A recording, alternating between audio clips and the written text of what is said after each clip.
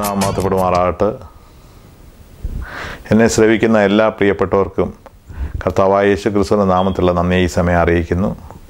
ഞാൻ എങ്ങനെ ഈ സത്യമാർഗത്തിലേക്ക് വന്നു, ദൈവം എന്നെ എങ്ങനെ വിടുവിച്ചു എന്ന് എൻ്റെ അനുഭവ സാക്ഷ്യം ഞാനിവിടെ പറയുവാൻ ആഗ്രഹിക്കുന്നു. ഈ വചനം നിങ്ങളുടെ ജീവിതത്തിലൊക്കെ അനുഗ്രഹമായി തീരട്ടെ എന്ന് ഞാൻ പ്രാർത്ഥിക്കുന്നു. വചനത്തിലെ സത്യം അറിയണമെന്ന് ആഗ്രഹിക്കുന്ന പ്രിയപ്പെട്ടവർ നിങ്ങളുടെ കൈവശമുള്ള ബൈബിൾ തുറക്കുകയും ഈ പറയുന്ന വാക്യങ്ങളുമായിട്ട് ഒത്തുനോക്കുകയും ചെയ്യണമെന്ന് ദൈവനാമത്തിൽ ഓർപ്പിക്കുന്നു. ഞാൻ എന്നെ തന്നെ ഒന്ന് പരിചയപ്പെടുത്താൻ ആഗ്രഹിക്കുന്നു. എൻ്റെ പേര് അലക്സാണ്ടർ ഗീവറീസ്. എൻ്റെ സ്ഥലം പത്തനാപുരം.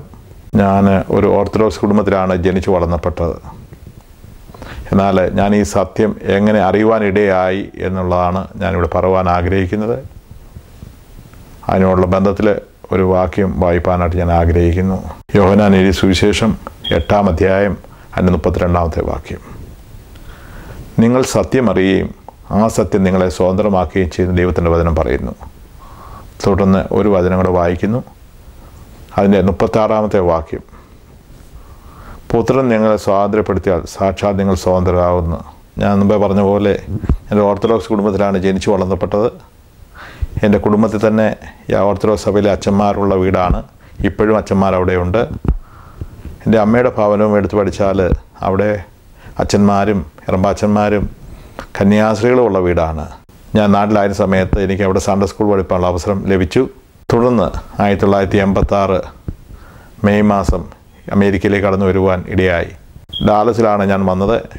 ഇവിടെ ഡാലസിലുള്ള സെൻറ്റ് മേരീസ് ഓർത്തഡോക്സ് ചർച്ചിൽ 9 വർഷം ഒരു ശുശ്രൂഷനായിരിക്കാൻ എനിക്ക് അവസരം ലഭിച്ചു. എന്നാൽ ഞാൻ കേൾക്കപ്പെട്ട വചനപ്രകാരം ഞാൻ മറുപടി പിടിച്ച വിശ്വാസവും ആചാരങ്ങളും കൂദാശകളും എല്ലാം ശരിയാണെന്ന് ഞാൻ വിശ്വസിച്ച് അതിൽ 31 വർഷക്കാലം ജീവിച്ചു. എന്നാൽ ദൈവത്തിൻ്റെ വചനം പഠിച്ചപ്പോൾ ഞാൻ മുറുകെ പിടിച്ചിരിക്കുന്ന വിശ്വാസം, ഞാൻ പിൻപറ്റുന്ന വിശ്വാസവും ആചാരങ്ങളും വചനപ്രകാരം ശരിയല്ലെന്നും ഞാൻ വചനപ്രകാരമല്ലെന്നുള്ളതും മനസ്സിലായി. യോഹന്നാൻ സുവിശേഷം 14-ാം അധ്യായം അതിൻ്റെ 6-ാമത്തെ വാക്യം യേശു പറയുന്നു, ഞാൻ തന്നെ വഴിയും സത്യവും ജീവനുമാവുന്നു, എന്നിക്കൂടല്ലാതെ പിതാവിൻ്റെ അടുക്കൽ ആർക്കും എത്തുവാൻ പറ്റുന്നില്ല എന്ന്. ഞാൻ യാക്കോബ സമയത്ത് ഇങ്ങനെ പാടിയിട്ടുണ്ട്. ഞാൻ സത്യപ്രഭയനുടയോൻ താൻ അന്തേവാസികളോടോതീ പ്രഭയിൽ ചേർന്നു നടപ്പോരാം, ഇരുൾ പിടികൂടാ മഷിഹാതൻ പ്രഭയിൽ ചേർന്നു നടന്നോരാ, സ്ത്രീയന്മാർക്കതി സൗഭാഗ്യം കണ്ടാലും സ്മൃതി എന്നാലും കൊണ്ടാടിയിടുന്ന അതിഘോഷം പ്രാർത്ഥന നമ്മൾക്കഭയം. കർത്താവായ യേശു ക്രിസ്തു പറയുന്നു, ഞാൻ തന്നെ വഴി സത്യം ജീവനുമാവുന്നു. നമ്മുടെ മുമ്പിൽ അനേക വഴികളുണ്ട്. എന്നാൽ നമ്മൾ തിരഞ്ഞെടുക്കേണ്ടുന്ന വഴി എന്ന് പറയുന്നത് കർത്താവായ യേശു ക്രിസ്തു തിരുവചനത്തിൽ എന്തു പറയുന്നു അതാണ് വഴി, അല്ലാതെ വേറൊരു വഴിയുമില്ല. അപ്പോസ്തല പ്രവൃത്തി 4:12 പ്രകാരം പറയുന്നു, മറ്റൊരുത്തനിലും രക്ഷയില്ല, നാം രക്ഷിക്കപ്പെടുവാൻ സ്വർഗത്തിങ്കിലെ ഭൂമിയിൽ നൽകപ്പെട്ട വേറൊരു നാമവുമില്ല. നാം ഒരു ക്രിസ്തീയ കുടുംബത്തിൽ ജനിച്ചു വളർന്നുകൊണ്ട് നാം ക്രിസ്ത്യാനിയാകുമെന്ന് ഞാൻ വിശ്വസിച്ചു. നമ്മളെല്ലാം അങ്ങനെയാണ് വിശ്വസിക്കുന്നത്. എന്നാൽ ദൈവത്തിൻ്റെ വചനം വായിച്ചപ്പോൾ മനസ്സിലായി. യോഹന്നാൻ എഴുതിയ സുവിശേഷം 1:12 ഇപ്രകാരം പറയുന്നു, അവനെ കൈക്കൊണ്ട് അവൻ്റെ നാമത്തിൽ വിശ്വസിക്കുന്ന ഏവർക്കും അവൻ ദൈവമക്കളാകുവാനുള്ള അധികാരം കൊടുത്തു എന്ന് പറയുന്നു. റോമാലേഖനം അതിൻ്റെ 9-ാം അധ്യായം അതിൻ്റെ 8-ാമത്തെ വാക്യം. ജലപ്രകാരം ജനിച്ച മക്കളല്ല ദൈവത്തിൻ്റെ മക്കൾ, വാഗ്ദത്തപ്രകാരം ജനിച്ച മക്കളത്രേ ദൈവത്തിൻ്റെ മക്കളെന്ന് പറയുന്നു. ലോകപ്രകാരം നാം മാതാപിതാക്കൾക്ക് ജനിച്ചവരാണ്. എങ്കിലും ഈ ജന്മമെന്ന് പറഞ്ഞാൽ സ്വർഗത്തിൽ നിന്നുള്ളതാണ്, സ്വർഗത്തിലെ ദൈവം തരുന്നതാണ്. ഞാൻ ഈ വചനവുമായിട്ടൊക്കെ പരിശോധിച്ച് നോക്കിയപ്പോൾ ഞാൻ എന്നോട് തന്നെ ചില ചോദ്യങ്ങൾ ചോദിക്കുവാൻ തുടങ്ങി. ശിശുസ്നാനം വചനപ്രകാരം ശരിയാണോ? മരണാനന്തര കർമ്മങ്ങൾ വചനപ്രകാരം ശരിയാണോ? അതുപോലെ മധ്യസ്ഥ പ്രാർത്ഥന വചനപ്രകാരം ശരിയാണോ എന്നൊക്കെയും ഞാൻ എന്നോട് തന്നെ ചോദിക്കുകയും, അങ്ങനെ ഇരിക്കുന്ന സമയത്ത് ഞാൻ മധുവായിൽ നിന്ന് അല്പനാളത്തേക്ക് ഇറങ്ങി നിന്നു. ആ സമയം ഞാൻ അവിടെ ആയ പള്ളിയിലെ അച്ഛനെ വീട്ടിൽ വിളിക്കുകയും സത്യം വചനത്തിലൂടെ ഈ കാര്യങ്ങളൊക്കെ ഞാൻ ചോദിച്ചു. എന്നാൽ വചനത്തിലൂടെ എനിക്ക് ഒരു ശരിയായ ഉത്തരം തരുവാൻ അച്ഛന് കഴിഞ്ഞില്ല. എന്നാൽ ഞാൻ ഒരു സത്യം പറയട്ടെ, എൻ്റെ എല്ലാ ചോദ്യത്തിനും ദൈവവചനത്തിലൂടെ എനിക്ക് ഉത്തരം കണ്ടെത്തുവാൻ സ്വർഗത്തിലെ ദൈവം സഹായിച്ചു. ഈ കാലഘട്ടത്തിൽ തന്നെ ഞാൻ അറിയാൻ സമയത്ത് അവരെ പെന്തക്കോസ്തുകാർ വിശ്വാസത്തെ കളിയാക്കിക്കൊണ്ട് എനിക്കൊരു നാടകം നടത്തുവാൻ അവസരം തന്നു. അത് നല്ല വൃത്തിയായിട്ട് ഞാൻ ചെയ്തു. ഞാൻ എൻ്റെ മീശയെല്ലാം പഠിച്ചു, എൻ്റെ മുടിയെല്ലാം നരപ്പിച്ചു, കുട്ടിമുണ്ടെടുത്തു, ബൈബിൾ കൈ പിടിച്ചു, കാലം കൂടെയൊക്കെ പിടിച്ചു. ഞാൻ സ്റ്റേജിൽ സ്തോത്രം സ്തോത്രം സ്തോത്രം എന്ന് പറയുമ്പോഴാണ് എൻ്റെ കട്ടനുണ്ട്. അവർ പെന്തക്കോസ്ത് വിശ്വാസത്തെ കളിയായിക്കൊണ്ട് തന്ന നാടകമാണ്. പക്ഷേ സത്യസന്ധമായിട്ട് പ്രാർത്ഥിക്കുന്ന റോളായിരുന്നു എനിക്കവിടെ കിട്ടിയത്. അത് ഞാൻ നല്ല വൃത്തിയായിട്ട് ഞാൻ ചെയ്തു. എന്നാൽ ഒരു കാര്യം കൂടെ പറയട്ടെ, അത് കഴിഞ്ഞ് ഒരു സൺഡേയിലൂടെ ഞാൻ പള്ളിയിൽ പോയി. പിന്നെ ഞാൻ തീരുമാനമെടുത്തു, ഇനിയും ഞാൻ ദൈവത്തിൻ്റെ വചനം അനുസരിച്ച് അങ്ങനെയുള്ള പ്രിയപ്പെട്ടവരോടെ ആരാധിക്കുന്നുള്ള തീരുമാനമെടുത്തു. അങ്ങനെ 1995 മെയ് 21 ഞാനായിരുന്ന പള്ളിയിലെ വികാരി അച്ഛനെ വീട്ടിൽ വിളിച്ച് എന്നെ പള്ളിയിൽ നിന്ന് മുടക്കുവാൻ ഞാൻ വിളിച്ചു പറയുണ്ടായി. തുടർന്ന് വചനം സത്യമായെന്ന് എനിക്ക് മനസ്സിലായപ്പോൾ എനിക്ക് ജന്മം തന്ന അമ്മയോട് ചോദിക്കാൻ പോയില്ല. എൻ്റെ 4 സഹോദരങ്ങൾ ഇവിടെയുണ്ട്, ഞാൻ അവരോട് ചോദിക്കാൻ പോയില്ല. 9 വർഷം അതുവായിൽ ഒരുമിച്ച് ശുശ്രൂഷിച്ച അച്ഛനോട് ചോദിക്കാൻ പോയില്ല. കാര്യം ദൈവത്തിൻ്റെ വചനം സത്യമാണെന്ന് മനസ്സിലാക്കി കഴിഞ്ഞപ്പോൾ ഞാൻ മുന്നോട്ട് സ്റ്റെപ്പ് വെച്ചു. അതെൻ്റെ ജീവിതത്തിൽ ഏറ്റവും വലിയ അനുഗ്രഹമായിട്ട് എനിക്കത് ഭവിച്ചു. ഞാൻ എന്ത് സ്റ്റേജ് ചെയ്തോ അതിലേക്ക് എൻ്റെ ദൈവം എന്നെ വിളിച്ചിറക്കി. എൻ്റെ കർത്താവ് എനിക്ക് 33-ാമത്തെ വയസ്സിൽ എനിക്ക് വേണ്ടി കാൽവറിയിൽ ക്രൂശിൽ മരിച്ചുവെങ്കിൽ എൻ്റെ ജീവിതം 33-ാമത്തെ വയസ്സിൽ ഈ ക്രിസ്തുവിനെ കർത്താവും രക്ഷിതാവും നാഥനുമായിട്ട് ഞാൻ എൻ്റെ ഉള്ളിൽ സ്വീകരിച്ചു. ആമേൻ. അനേക സമയങ്ങളിൽ ഞാൻ പ്രാർത്ഥിച്ചിട്ടുണ്ട്, സ്വർഗസ്വനായ എൻ്റെ പിതാവേ എന്ന് ചൊല്ലി ഞാൻ പ്രാർത്ഥിച്ചിട്ടുണ്ട്. പക്ഷെ ആ സമയങ്ങളിലൊന്നും എനിക്ക് യാതൊരു ബന്ധവും എനിക്കില്ലായിരുന്നു. എന്നാൽ ഇന്ന് ഞാൻ പറയട്ടെ, ഹല്ലേലൂയ, ദൈവത്തിൻ്റെ വചനം പറയുന്നു, അബ്ബാ പിതാവേ എന്ന് വിളിപ്പാനുള്ള പദവി എനിക്ക് തന്നു. അങ്ങനെ ഞാൻ മെയ് 21 റോമാലേഖനം 6:3 പറയുന്ന പോലെ യേശു ക്രിസ്തുവിനോട് ചേരുവാൻ ഞാനും എൻ്റെ വൈഫ് കാതലിക്സ് വിശ്വാസം ജനിച്ചു വളർന്നതാണ്. ഞങ്ങൾ കുടുംബമായിട്ട് തീരുമാനമെടുത്ത് ഞങ്ങൾ അന്നേ ജലത്തിൽ വിശ്വാസനാണ് സ്വീകരിച്ചു. അത് ഞങ്ങളുടെ ജീവിതത്തിൽ ഏറ്റവും അനുഗ്രഹമായി തീർന്നു. ഏതെല്ലാം കാര്യത്തിൽ നിന്നാണ് എന്നെ ദൈവം വിടുവിച്ചെന്ന് പറയുവാൻ ഞാൻ എൻ്റെ അനുഭവസാക്ഷികളെ പറയുന്നു. ഒന്ന്, എൻ്റെ പാരമ്പര്യ ആരാധനയിൽ നിന്ന് എന്നെ ദൈവം വിടുവിച്ച് എന്നെ സത്യാരാധനയിലേക്ക് വഴി നടത്തി. ദൈവത്തിൻ്റെ വചനം ഇങ്ങനെ പറയുന്നു, 1 പത്രോസ് 1:18 വ്യർത്ഥവും പ്രതിപാരമ്പര്യമായ നിങ്ങളുടെ നടപ്പിൽ നിന്ന് നിങ്ങളെ വിളിച്ച് വേർതിരിച്ചിരിക്കുന്നത് പൊന്ന് വെള്ളി മുതലായ അഴിഞ്ഞു പോകുന്ന വസ്തുക്കളെ കണ്ടല്ല, ക്രിസ്തു എന്ന നിർദോഷവും നിഷ്കളങ്ക കുഞ്ഞാടിൻ്റെ വിലയേറിയ രക്തത്താൽ തന്നെ. 2, അക്ഷരത്തിൻ്റെ ആരാധനയിൽ നിന്ന് ദൈവം എന്നെ ആത്മാവിൻ്റെ ആരാധനയിലേക്ക് എന്നെ വിളിച്ച് വേർതിരിച്ചു, എന്നെ സ്വതന്ത്രനാക്കി. ഞാൻ പറഞ്ഞല്ലോ, 33 വർഷക്കാലം ഞാനൊരു എഴുതപ്പെട്ട ആരാധനയായിരുന്നു, പാരമ്പര്യത്തിൻ്റെ ആരാധന. എന്നാൽ അക്ഷരത്തിൻ്റെ ആരാധനയിൽ നിന്ന് എൻ്റെ ദൈവം എന്നെ ആത്മാവിൻ്റെ ആരാധനയിലേക്ക് കൊണ്ടുവന്നു. 2 കൊരിന്ത്യർ 3:6 അവൻ ഞങ്ങളെ പുതിയ നിയമത്തിൻ്റെ ശുശ്രൂഷകരാക്കുവാൻ പ്രാപ്തരാക്കി. ആത്മാവിൻ്റെ ശുശ്രൂഷകർ. അക്ഷരം കൊല്ലുന്നു, ആത്മാവോ ജീവിപ്പിക്കുന്നു എന്ന് ദൈവത്തിൻ്റെ വചനം പറയുന്നു. ദൈവവചനം ഇപ്രകാരം പറയുന്നു, യോഹന്നാൻ സുവിശേഷം 4:23-24 സത്യനമസ്കാരികൾ പിതാവിനെ ആത്മാവിലും സത്യത്തിലും ആരാധിക്കണമെന്ന് ദൈവം പറയുന്നു. എന്നെ ആരാധിക്കുന്നവർ ഇപ്രകാരം ആരാധിക്കണമെന്ന് ദൈവത്തിൻ്റെ വചനം കർശനമായിട്ട് അവിടെ പറയുന്നുണ്ട്. എന്നെ ആരാധിക്കുന്നവർ ആത്മാവിലും സത്യത്തിലും ആരാധിക്കണമെന്ന്. കൃപയാൽ പറയട്ടെ, എൻ്റെ ദൈവം എന്നെ വിളിച്ച് വേർതിച്ച് ഇന്ന് ആത്മാവിലും സത്യത്തിലും ആരാധിപ്പാൻ തക്കോണം എൻ്റെ ദൈവം എന്നെ സഹായിച്ചു. അതോർത്ത് ഞാൻ ദൈവത്തെ സ്തുതിക്കുന്നു. ഒരു കാലത്ത് പുസ്തകത്തിൽ നോക്കി എഴുതപ്പെട്ട ആരാധനകൾ ചൊല്ലി തീർത്തപ്പോൾ എൻ്റെ ദൈവം സത്യാരാധനയിലേക്ക് എന്നെ വഴി നടത്തി, ആത്മാവിൻ്റെ ആരാധനയിലേക്ക് എന്നെത്തി. അക്ഷരം കൊല്ലുന്നു, ആത്മാവോ ജീവിപ്പിക്കുന്നു. ആത്മാവിൻ്റെ ആരാധന നമുക്ക് ജീവൻ തരുന്നതാണ്, നമുക്ക് ചൈതന്യം തരുന്നതാണ്. ഹല്ലേലൂയ.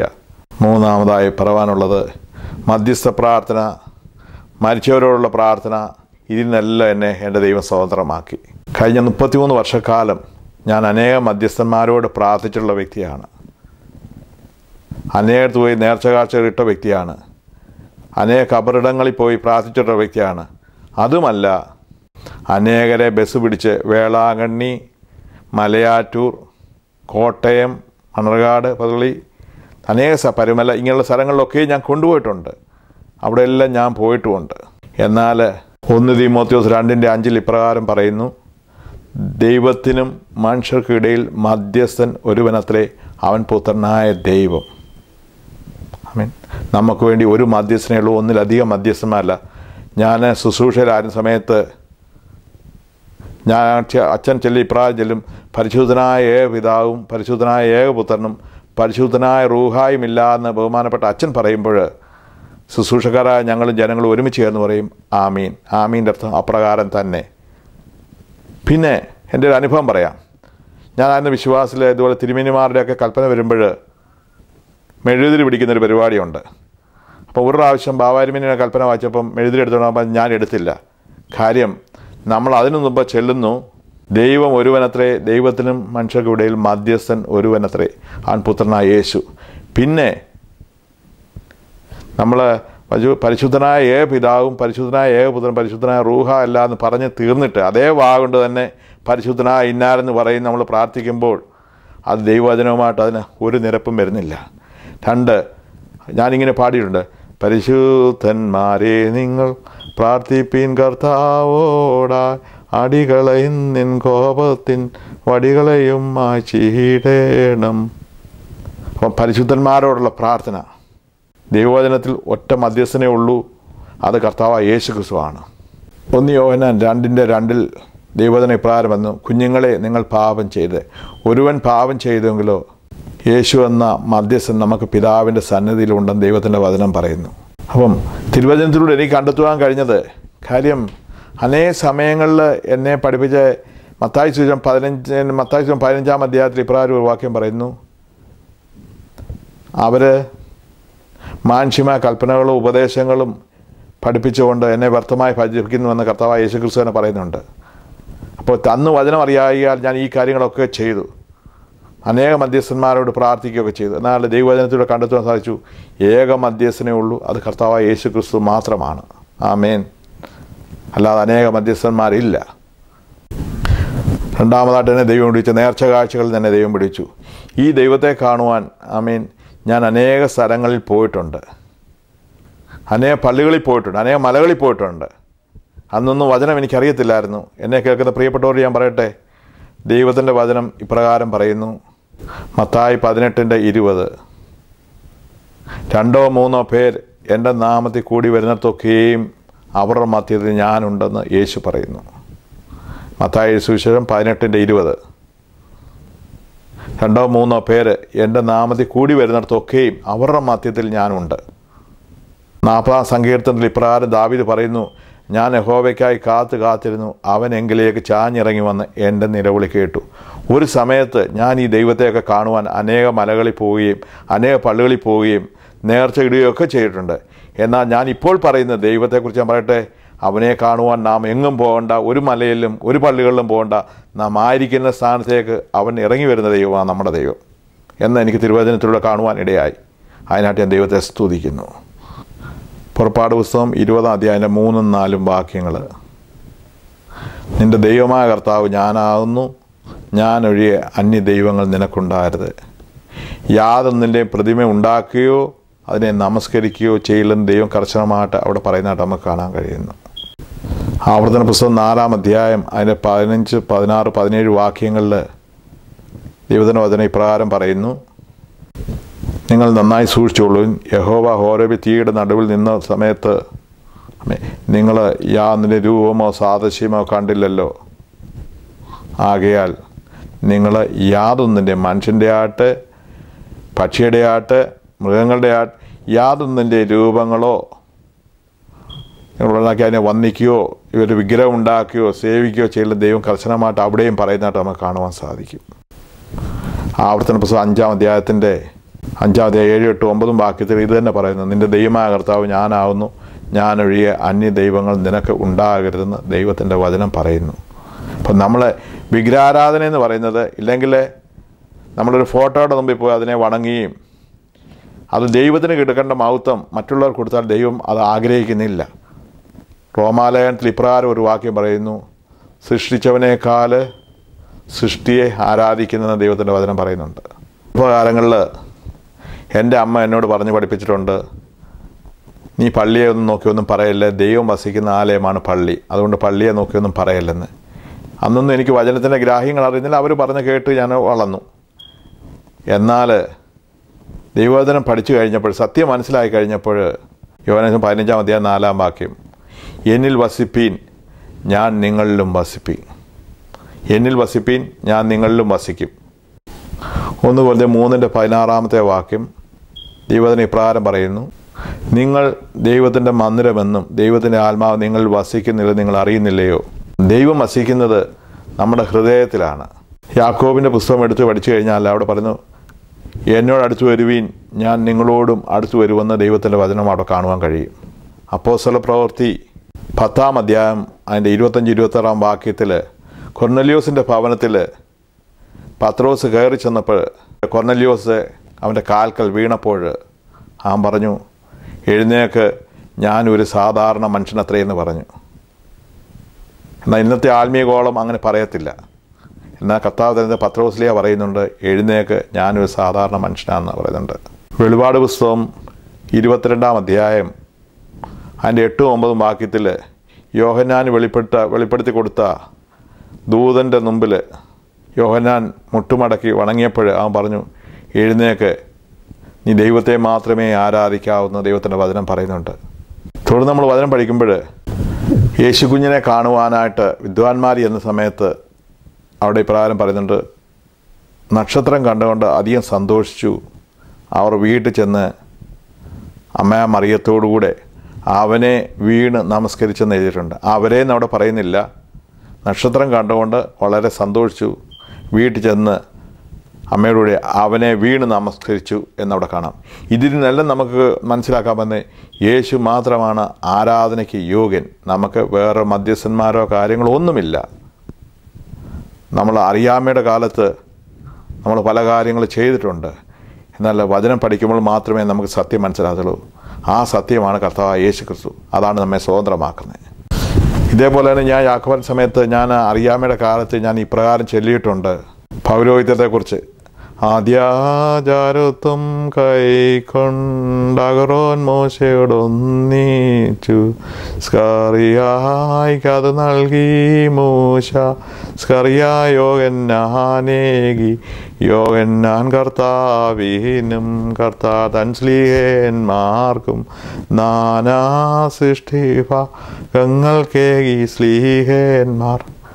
അങ്ങനെ ഞാൻ അവിടെ പാടിയിട്ടുണ്ട്. എന്നാൽ ദൈവത്തിൻ്റെ വചനം പഠിച്ചു വന്ന സമയത്ത് എനിക്ക് കാണുവാൻ കഴിഞ്ഞു, നമ്മൾ ആ പാട്ടും ഈ ദൈവവചനമായിട്ട് യാതൊരു ബന്ധവുമില്ലെന്ന് കാണാൻ സാധിച്ചു. ഇതൊക്കെ ഞാൻ അന്നായിരുന്നു അച്ഛനോട് ഈ കാര്യങ്ങളൊക്കെ സംസാരിക്കുകയുണ്ടായി.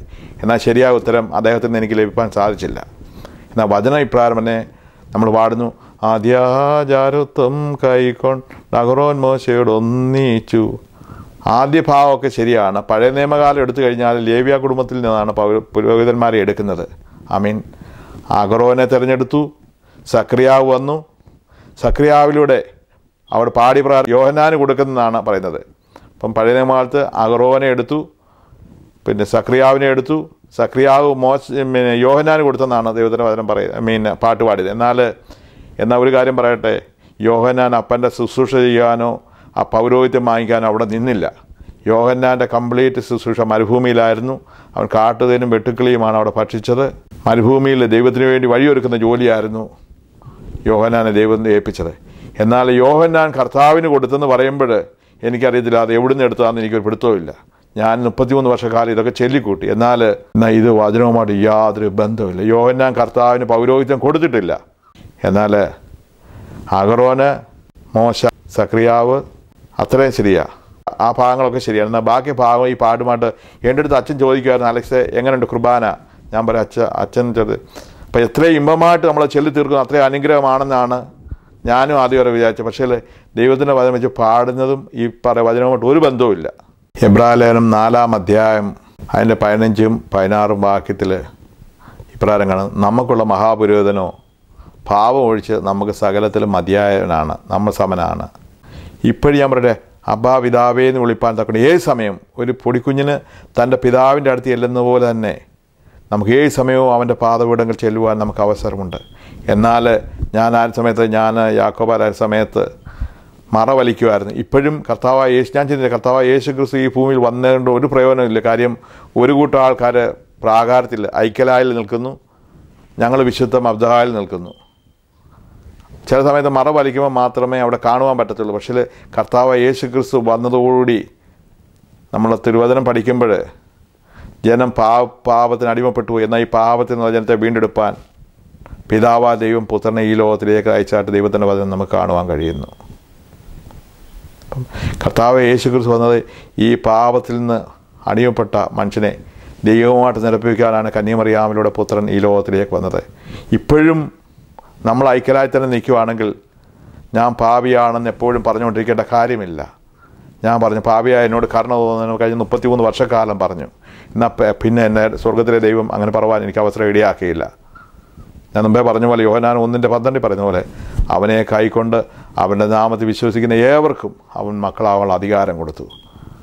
അത് ആ ജനനമെന്ന് പറയുന്നത് മനുഷ്യൻ്റെ ഇഷ്ടത്താൽ, അതിൻ്റെ 13ാമത്തെ വാക്യം പറയുന്നു, അത് മനുഷ്യൻ്റെ ഇഷ്ടത്താലല്ല, രക്തത്താലല്ല, സ്വർഗത്തിൽ നിന്ന് അത്രേ ജനിച്ചതെന്ന്. ലോകത്തെയും അതിലുണ്ടാക്കിയ സകലത്തെയും ഉണ്ടാക്കിയ നമ്മുടെ ദൈവത്തിന് നമ്മുടെ എണ്ണയോ മെഴുകുതിരിയോ നമ്മുടെ പൈസയോ ദൈവത്തിന് ആവശ്യമില്ല. പിന്നെ ദൈവത്തിൻ്റെ വചനത്തിന് ദൈവത്തിന് ആവശ്യമുള്ളത് നമ്മെ തന്നെയാണ്. തകർന്ന് നുറുങ്ങിയിരിക്കുന്ന ഹൃദയം ദൈവമേ നീ നിരസിക്കത്തില്ലെന്ന് ദൈവം പറയുന്നുണ്ട്. ദൈവത്തിന് നമ്മൾ അല്പം കൊടുക്കുന്ന നമ്മുടെ എണ്ണയോ മെഴുകുതിരിയോ നേർച്ച കാഴ്ചകളോ പ്രസാദിക്കുന്ന ദൈവമല്ല നമ്മുടെ ദൈവം. അങ്ങനെ ആരെങ്കിലും ചിന്തിക്കുന്നുവെങ്കിൽ, എൻ്റെ അനുഭവത്തിൽ ഞാനിങ്ങനെ അനേക കാര്യങ്ങൾ ചെയ്തു, എന്നാൽ നമുക്കതിലൂടെ ദൈവത്തെ പ്ലീസ് ചെയ്യാൻ കഴിയത്തില്ല. എന്നാൽ ദൈവം ആഗ്രഹിക്കുന്നത് നമ്മെ തന്നെയാണ്. നമ്മെ തന്നെ ദൈവത്തിന് സമ്പൂർണ്ണമായിട്ട് സമർപ്പിക്കുമ്പോൾ ദൈവം അതിൽ സന്തോഷവാനാണ്. റോമാലേഖനം 3:20 ഇപ്രകാരം പറയുന്നു, ന്യായപ്രമാണത്തിൻ്റെ പ്രവൃത്തികൾ ഒരു ജഡവും നീതീകരിക്കപ്പെടുന്നില്ലെന്ന് ദൈവത്തിൻ്റെ പറയുന്നത്. യെശയ്യാവിൻ്റെ പുസ്തകം 64-ാം അധ്യായം അതിൻ്റെ 6-ാമത്തെ വാക്യം, നിങ്ങളുടെ നീതി പ്രവൃത്തികളൊക്കെയും കറപുരണ്ട തുണി പോലെ എന്ന് ദൈവത്തിൻ്റെ വചനം പറയുന്നു. അപ്പം നമ്മുടെ സൽപ്രവൃത്തികളും നമ്മുടെ കർമ്മങ്ങളും കൊണ്ട് നമുക്ക് ദൈവത്തെ പ്ലീസ് ചെയ്യാം, പ്രീതിപ്പെടുത്താമെന്ന് ആരെങ്കിലും വിചാരിക്കുന്നുവെങ്കിൽ ഞാനങ്ങനെ ചെയ്തതാണ്. ഒരിക്കലും ദൈവം അതിൽ പ്രസാദിക്കുന്ന ദൈവമല്ല. മരിച്ചവരോടുള്ള പ്രാർത്ഥന, കർമ്മങ്ങൾ, ഇതിൽ നിന്നെല്ലാം എൻ്റെ ദൈവം എന്നെ വിടുവിച്ചു. അതിനായിട്ട് ഞാൻ ദൈവത്തെ സ്തുതിക്കുന്നു. 115-ാം സങ്കീർത്തനം അതിൻ്റെ 17-ാമത്തെ വാക്യം ഇപ്രകാരം പറയുന്നു, മരിച്ചവരും മൗനതയിരിക്കുന്നവരുമോ യഹോവയെ സ്തുതിക്കുന്നില്ല, എന്നാൽ ജീവനുള്ള നാമോ യഹോവയെ എന്നേക്ക് സ്തുതിക്കും. ദൈവത്തിൻ്റെ വചനം പറയുന്നു. യെശയ്യാവിൻ്റെ പുസ്തകം 8-ാം അധ്യായം 19-ാമത്തെ വാക്യം, ജനം ദൈവത്തോടല്ലേ ചോദിക്കേണ്ടത്, ജീവിച്ചിരിക്കുന്നവർക്ക് വേണ്ടി മരിച്ചവരോടോ ചോദിക്കേണ്ടെന്ന് ദൈവത്തിൻ്റെ വചനം പറയുന്നു. ലൂക്കോസിൻ്റെ സുവിശേഷം 16-ാം അധ്യായം 19 മുതൽ 31 വരെയുള്ള വാക്യം, ലൂക്കോസ് 16-ാം അധ്യായം 19-31 വരെ വാക്യം വെച്ചാൽ അവിടെ കാണാം ധനവാന്റെയും ലാസറിൻ്റെയും കാര്യം നമുക്കവിടെ കാണുവാൻ കഴിയും. ധനവാൻ മരിച്ചു, യാതനാ സ്ഥലത്ത് പോയി. ലാസർ അബ്രഹാമിൻ്റെ മടിയിൽ പോയി. അവിടെ കുറേ സംഭാഷണം നമുക്കവിടെ കാണാം. അപ്പോൾ അവിടെ പറയുന്നുണ്ട്, നീ ലാസറിനെ എൻ്റെ അടുത്തേക്ക് അയക്കണമേ. ദൈവം പറഞ്ഞു പറ്റത്തില്ല. 2, അടുത്ത് അവൻ വീണ്ടും പറഞ്ഞു, ഞാനോ ഈ സ്ഥലത്ത് വന്നു, എനിക്ക് 5 സഹോദരന്മാരുണ്ട്, അവരോ യാതനാ സ്ഥലത്ത് വരാതിരിക്കാൻ വേണ്ടി നീ അവനെ അയക്കണമെന്ന് പറയുന്നുണ്ട്. അപ്പോൾ ദൈവത്തിൻ്റെ വചനം അവിടെ അത് പറഞ്ഞു കൊടുക്കാനുള്ള ആൾക്കാരുണ്ടെന്ന് അവിടെ ദൈവത്തിൻ്റെ വചനം പറയുന്നതായിട്ട് നമുക്ക് കാണാം. ഒരു കാര്യം ഞാൻ തുറന്നു പറയട്ടെ, നമ്മൾ ജീവിച്ചിരിക്കുമ്പോൾ നമ്മുടെ മുമ്പിൽ ദൈവത്തിൻ്റെ വചനമുണ്ട്, നമുക്ക് വായിക്കേണ്ട ഉത്തരവാദിത്തമുണ്ട്. നമ്മൾ മരിക്കുന്നതിന് മുമ്പ് നമ്മുടെ ആത്മാവ് എവിടോട്ടാണ് പോകുന്നതെന്ന് വ്യക്തമായ ഉറപ്പ് നമുക്കുണ്ടായിരിക്കണം. മരിച്ചു കഴിഞ്ഞിട്ടുള്ള അടിയന്തര കർമ്മങ്ങൾക്കൊന്നും നമ്മെ ദൈവസന്നിധിയിൽ എത്തിക്കാനോ അവർക്ക് നമുക്ക് വേണ്ടി പ്രാർത്ഥിക്കാനോ നമുക്ക് അവർക്ക് വേണ്ടി പ്രാർത്ഥിക്കാനോ വചനം പറയുന്നില്ല. എന്നാൽ ഞാൻ ആയിരുന്ന സ്ഥലങ്ങളിലൊക്കെ സഭകളിലൊക്കെ അതൊക്കെ ചെയ്യുന്നുണ്ട്. പക്ഷേ ദൈവത്തിൻ്റെ വചനത്തിൽ ഇതിനൊന്നും അടിസ്ഥാനമുള്ളതായിട്ട് ഞാൻ കണ്ടില്ല. ഒരുവൻ ജീവിച്ചിരിക്കുമ്പോൾ അത് ദൈവം മനുഷ്യനെ മണ്ണിൽ നിന്നെടുത്തു, ആ മണ്ണിലേക്ക് തന്നെ ചേരുന്നു. ജീവൻ ആത്മാവൻ്റെ ശരീരത്തിൽ നിന്ന് പോയി കഴിയുമ്പോൾ അത് പോകേണ്ട അടുത്തേക്ക് പോയി കഴിഞ്ഞു. അല്ലാതെ നമ്മുടെ അടിയന്തര കർമ്മങ്ങൾ കൊണ്ടൊന്നും അവനെ ദൈവത്തിൽ എത്തിക്കാൻ കഴിയത്തില്ലെന്ന് ഈ ഭാഗങ്ങളെല്ലാം നമുക്ക് മനസ്സിലായി. പക്ഷേ ഇന്ന് അനേകയിടത്ത് തന്നെ ഞാൻ അനേക സ്ഥലങ്ങളിൽ പോയി മരിച്ചവരെയൊക്കെ കല്ലറയ്ക്ക് പോയി പ്രാർത്ഥിച്ചിട്ടുണ്ട്. അതൊക്കെ യാതൊരു പ്രയോജനമില്ല. എന്നാൽ എൻ്റെ സ്വർഗത്തിലെ ദൈവം എൻ്റെ ഉൾക്കണ്ണുകളെ തുറന്ന് വചനം മനസ്സിലാക്കുവാൻ തക്കൊണ്ട് എന്നെ സഹായിച്ചതോർത്ത് എൻ്റെ ദൈവത്തെ സ്തുതിക്കുന്നു. എന്നെ കേൾക്കുന്ന പ്രിയപ്പെട്ടവരെ, നമ്മൾ അറിയാതെ അനേക കാര്യങ്ങൾ ചെയ്തു കൊണ്ടെന്നാൽ ഞാൻ മുമ്പേ ആദ്യം പറഞ്ഞ പോലെ ഈ സത്യം അറിയുകയും സത്യം നിങ്ങളെ സ്വതന്ത്രമാക്കുകയും ചെയ്യട്ടെന്ന് ഞാൻ പ്രാർത്ഥിക്കുന്നു. ഞാൻ ആയിരുന്ന വിശ്വാസത്തിൽ അനേക സമയങ്ങൾ മനുഷ്യനോട് പാപം ഏറ്റു പറഞ്ഞിട്ടുണ്ട്, അഥവാ കുമ്പസാരം നടത്തിയിട്ടുണ്ട്. എന്നാൽ വചനം വായിച്ചു കഴിഞ്ഞപ്പോൾ എനിക്ക് മനസ്സിലായി, മനുഷ്യനോട് പാപം ഏറ്റുപറയുവാൻ ദൈവത്തിൻ്റെ വചനം പറയുന്നില്ല. ഒരു മനുഷ്യർക്കും മനുഷ്യൻ്റെ പാപങ്ങൾ ക്ഷമിച്ചു കൊടുക്കാൻ കഴിയത്തില്ല. എന്നാൽ ദൈവത്തിൻ്റെ വചനം ഇപ്രകാരം പറയുന്നു. 1 യോഹന്നാൻ 1-ാം അധ്യായം അതിൻ്റെ 7, 8, 9 വാക്യം. അവൻ്റെ പുത്രനായ യേശുവിൻ്റെ രക്തം സകല പാപവും പോക്കി നമ്മെ ശുദ്ധീകരിക്കുന്നു. യേശുവിൻ്റെ രക്തത്തിന് മാത്രമേ ഒരുവൻ്റെ പാപം ക്ഷമിക്കാൻ കഴിയത്തുള്ളൂ, മനുഷ്യർക്ക് ആർക്കും കഴിയത്തില്ല. യെശയ്യാവിൻ്റെ പുസ്തകം 1-ാം അധ്യായം 18-ാമത്തെ വാക്യം ഇപ്രകാരം പറയുന്നു, നിങ്ങളുടെ പാപം എത്ര കടുംചുവപ്പായിരുന്നാലും അത് ഹിമം പോലെ വെളുപ്പിക്കാൻ ദൈവത്തിൻ്റെ വചനം പറയുന്നു. അനേക സമയങ്ങളിൽ മനുഷ്യനോട് പാപം ഞാൻ ഏറ്റു പറഞ്ഞിട്ടുണ്ട്. ഞാൻ അവിടെ ആയിരുന്നപ്പോൾ ഇപ്രകാരം ഞാൻ പാടി, മോചനമതിനായി പാപികളെ വരുവീൻ, യാചിപ്പീൻ, മുട്ടുന്നോർക്കു തുറന്നിടുമേ നാഥൻ തൻവാതിൽ, യാചിക്കുന്നോ പ്രാപിക്കും, അന്വേഷിപ്പോൻ കൈക്കൊള്ളും. ഇങ്ങനെ പാടിയതിൻ്റെ അവസാനം ഈ പാവം ഏറ്റു പറയുന്ന ആ ബഹുമാനപ്പെട്ട അച്ഛൻ പ്രകാരം പറയുന്നു, സേലോം ബസ്ലോം അഭിവായ ഞങ്ങളുടെ വാസിലെ കർത്താവിൻ്റെ പാവരിയർപ്പ വിശ്വം അബ്ദഹായിൽ നിന്ന് നിങ്ങൾ കൈക്കൊണ്ട വഴിയാത്ര ഭക്ഷണങ്ങളും അനുസരണങ്ങളും സമാധാനത്തോടെ പോവുകയും ഞാനോ ബലഹീനും ഭാവിയുമായ ദാസൻ നിങ്ങളുടെ പ്രാർത്ഥനയിൽ കണ്ണേറ്റ് സഹായിക്കപ്പെടുമാറാട്ടെന്ന്. ദൈവത്തിൻ്റെ വചനത്തിൽ മനുഷ്യനോട് പാവം ഏറ്റുപറയുവാൻ ദൈവത്തിൻ്റെ വചനം പറയുന്നില്ല. ഒരു മനുഷ്യൻ്റെ പാപം ക്ഷമിക്കാൻ പറ്റത്തില്ല. മനുഷ്യപുത്രന് മാത്രമേ കഴിയുള്ളൂ. കർത്താവായ യേശു ക്രിസ്തുവിന് മാത്രമേ മനുഷ്യൻ്റെ പാപം ക്ഷമിക്കാൻ പറ്റത്തുള്ളൂ. നാം ഈ ചുറ്റുപാടിൽ എൻ്റെ അനുഭവത്തിൻ്റെ വെളിച്ചത്തോടെ പറയും, നമ്മൾ ഈ ലോകത്തായിരിക്കും അനേക സഭകളുണ്ട്. ഇന്ന് ഞാനും ഉൾപ്പെടെ ഈ സത്യത്തിലേക്ക് വരുന്നതിന് മുമ്പ്, വചനം അറിയുന്നതിന് മുമ്പ് ചോദിക്കും, ഏതാ സത്യസഭ? എന്നോട് തന്നെ പലരും ചോദിക്കുക, ഏതാ സത്യസഭ? അതിനെനിക്ക് എൻ്റെ അനുഭവത്തിലെ വിളിച്ചതും വചനത്തിലൂടെ എനിക്ക് പറയാനുള്ളത്, സത്യസഭ ഒന്നേ ഉള്ളൂ. ഇന്ന് ഈ കാണുന്ന സഭകളെല്ലാം മനുഷ്യനിർമ്മിതമായ സഭകളാണ്. നമ്മൾ ഓരോ പേര് കൊടുത്തെന്ന് മാത്രമേ ഉള്ളൂ. എന്നാൽ ഈ ദൈവസഭ ഏതാണെന്നുള്ളത് നാം ദൈവവചനത്തിലൂടെയാണ് നാം മനസ്സിലാക്കേണ്ടത്. ദൈവവചനം ഇപ്രകാരം പറയുന്നു, മത്തായി സുവിശേഷം 16-ാം അധ്യായം അതിൻ്റെ 18-ാമത്തെ വാക്യം. കർത്താവ് വ്യക്തമായിട്ട് പറയുന്നു, ഞാൻ എൻ്റെ സഭയെ പണിയും, പാതാള ഗോപുരം അതിനെ ജയിക്കുകയില്ല. അപ്പോൾ അവിടെ തന്നെ പറയുന്നു കർത്താവ് യേശു ക്രിസ്തുവിൻ്റെ സഭ. അപ്പോസ്തല പ്രവൃത്തി 20-ാം അധ്യായം അതിൻ്റെ 28-ാമത്തെ വാക്യം ഇപ്രകാരം പറയുന്നു, തൻ്റെ സ്വന്തം രക്തത്താൽ സമ്പാദിച്ച സഭയെന്ന് അവിടെ കാണുവാൻ കഴിയും. എന്നാൽ ഈ തുടർന്ന് നമ്മൾ വചനം പഠിക്കുന്ന സമയത്ത് കർത്താവായ യേശു ക്രിസ്തുവിൻ്റെ സഭ ഏതാ സത്യസഭയെന്ന് മനസ്സിലാക്കുവാൻ വേണ്ടി ദൈവത്തിൻ്റെ ഭാഗത്ത് അനേക കാര്യങ്ങൾ ആ വചനത്തിൽ തന്നെ പറയുന്നുണ്ട്. 1 കൊരിന്ത്യർ 3-11 വാക്യം. ഈ സഭയുടെ ദൈവസഭയുടെ അടിസ്ഥാനം യേശുവാണ് എന്ന് നമുക്ക് ആ വചനഭാഗത്ത് കാണുവാൻ കഴിയും. 1 പത്രോസ് 2-4-5 വാക്യത്തിൽ സഭയുടെ പണി എപ്രകാരമാണെന്ന് അവിടെ വ്യക്തമായിട്ട് എഴുതിയിട്ടുണ്ട്. മനുഷ്യർ തള്ളിയതെങ്കിലും ദൈവത്തിന് ശ്രേഷ്ഠവും മാന്യമായ മൂലക്കല്ലായ ക്രിസ്തുവിൻ്റെ അടുത്ത് ചെന്നിട്ട് ജീവനുള്ള കല്ലുകളായി നിങ്ങൾ പണിയപ്പെടുന്നെന്ന് അവിടുന്ന് ദൈവത്തിൻ്റെ വചനം പറയുന്നതായിട്ട് നമുക്കവിടെ കാണും. അപ്പോൾ അതിൻ്റെ പണി കർത്താവ് യേശു ക്രിസ്തുവാണ്. അതിൻ്റെ കല്ല് ക്രിസ്തുവാകുന്ന മൂലക്കല്ലിലാണ് ഇത് പണിഞ്ഞേക്കുന്നതെന്ന് ദൈവത്തിൻ്റെ വചനം പറയുന്നു. അപ്പോസ്തല പ്രവൃത്തി 2:47 ഇപ്രകാരം പറയുന്നു, യേശുവിൻ്റെ സഭയിൽ യേശുവാണ് അംഗത്വം കൊടുക്കുന്നത്. അവൻ രക്ഷിക്കപ്പെട്ടവരെ അവൻ ദൈവസഭയോട് ചേർക്കുന്നെന്ന് ആ ഭാഗത്ത് നമുക്ക് കാണുവാൻ കഴിയും. എഫേസ്യർ 4:11 ദൈവവചനം പറയുന്നു, അവൻ ചിലരെ പ്രവാചകന്മാരായും ചില ഇടയന്മാരായും ശുശ്രൂഷകരായി നിയമിച്ചാണ് ദൈവവചനം വരുന്നു. അതപ്പം ദൈവം അവിടെ ചിലരെ ഇങ്ങനെ ആക്കിയതായിട്ട് നമുക്ക് അവിടെ കാണുവാൻ കഴിയുന്നുണ്ട്. ചിലരെ നിയമിച്ചായിട്ട് നമുക്ക് പ്രവാചകന്മാർ, ഇടയന്മാർ, ഉപദേഷ്ടന്മാർ നമുക്കവിടെ കാണുവാൻ കഴിയുന്നുണ്ട്.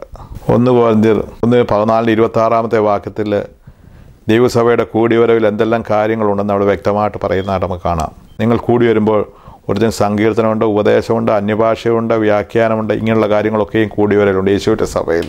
യോഹന്നാൻ സുവിശേഷം 4-ാം അധ്യായത്തിന് 23-24 വാക്യത്തിൽ പറയുന്നത്, യേശുവിനെ ആരാധിക്കുന്നവർ എപ്രകാരം ആരാധിക്കണം അവിടെ പറയുന്നത്. നിങ്ങൾ അവിടെ പറയുന്ന ഇപ്രകാരമാണ്, ദൈവം ആത്മാവാകുന്നു, എന്നെ ആരാധിക്കുന്നവർ ആത്മാവിൽ സത്യത്തിലും ആരാധിക്കുന്ന ദൈവത്തിൻ്റെ വചനം പറയുന്നു. വചനപ്രകാരം സത്യസഭ ഏതെന്നുള്ളത് നമ്മൾ തിരഞ്ഞെടുക്കേണ്ട ഉത്തരവാദിത്വം നമ്മുടേതാണ്. തിരഞ്ഞെടുപ്പ് നമ്മുടെ മുമ്പിലാണുള്ളത്. ദൈവത്തിൻ്റെ വചനം നമ്മളെ തന്നിട്ടുണ്ട്. ഞാനായിരുന്ന സഭ അല്ലെ വിശ്വാസം എന്നെ പഠിപ്പിച്ചത് വിശുദ്ധ മാമോദീസായിലൂടെ പരിശുദ്ധാത്മാവിനെ പ്രാപിക്കുന്നു, ഇല്ലേ മൂറോൻ പറ്റുമ്പോൾ പരിശുദ്ധാത്മാവിനെ പ്രാപിക്കുന്നു എന്നാണ് പഠിപ്പിച്ചിരുന്നത്. എന്നാൽ ഞാൻ പറയട്ടെ, 33 വർഷക്കാലം ഞാൻ അതിൻ്റെ അകത്ത് ജനിച്ചു വളർന്ന മാമോദീസായിട്ടൊരു വ്യക്തിയാണ്. പക്ഷേ എനിക്ക് പരിശുദ്ധാത്മാവിനെ ലഭിച്ചില്ല.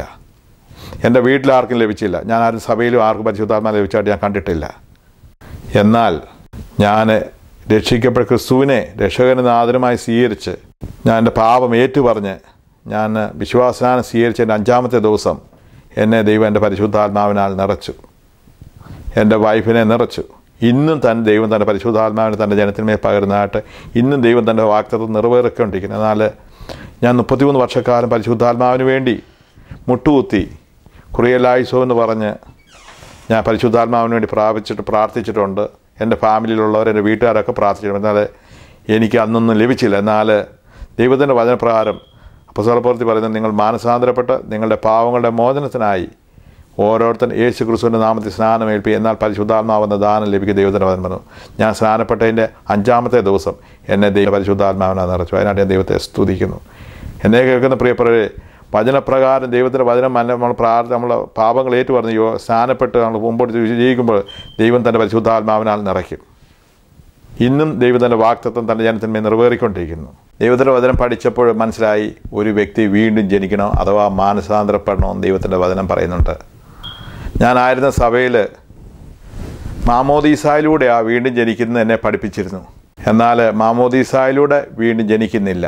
ലോകപ്രകാരം ഒരു മാതാവിനും പിതാവിനും ഞാൻ ജനിച്ചാൽ ലോകപ്രകാരമുള്ള ജനനമാണ് വീണ്ടും ആ ജനനം. ഒരു സ്ത്രീയും പുരുഷനോട് ചേർന്നൊരു കുഞ്ഞുണ്ടാകുന്ന പോലെ തന്നെയാണ് ഉണ്ടായി. അത് ലോകപ്രകാരമുള്ള ജനനം. എന്നാൽ 2-ാമത്തെ ജനനം ഇപ്രകാരമാണ് പറയുന്നത്.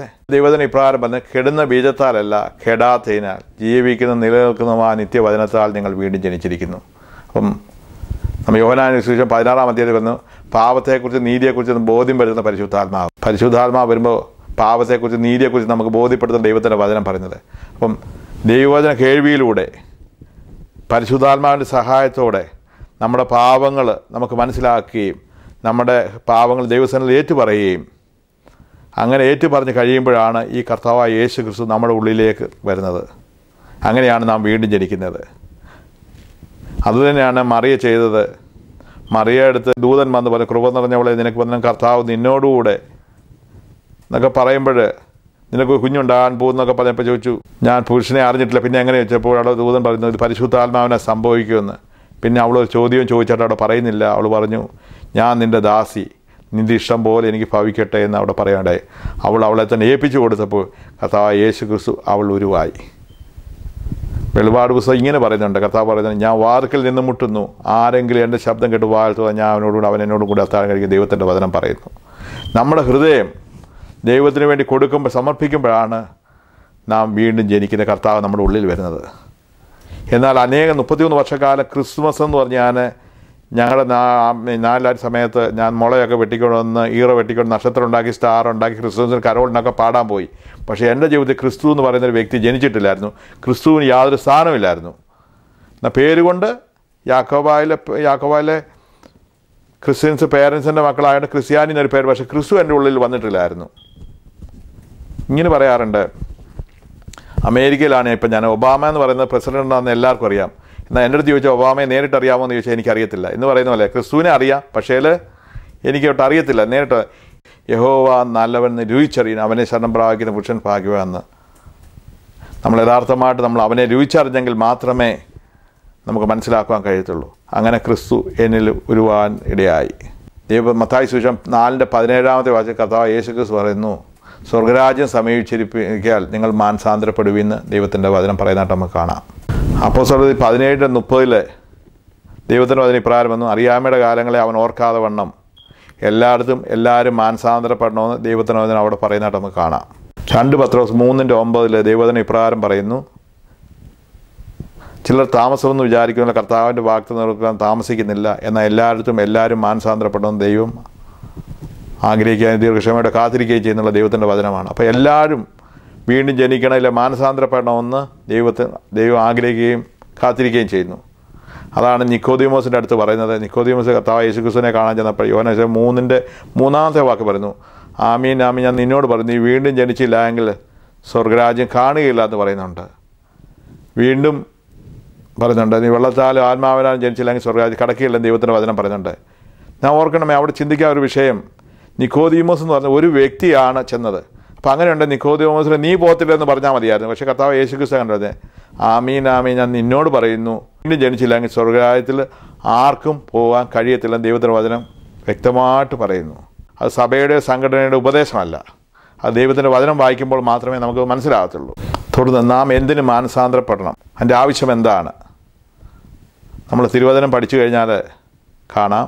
റോമാലേഖനം 3:10 നീതിമാൻ ആരുമില്ല, ഒരുത്തൻ പോലുമില്ല ദൈവത്തിൻ്റെ വചനം പറയുന്നു.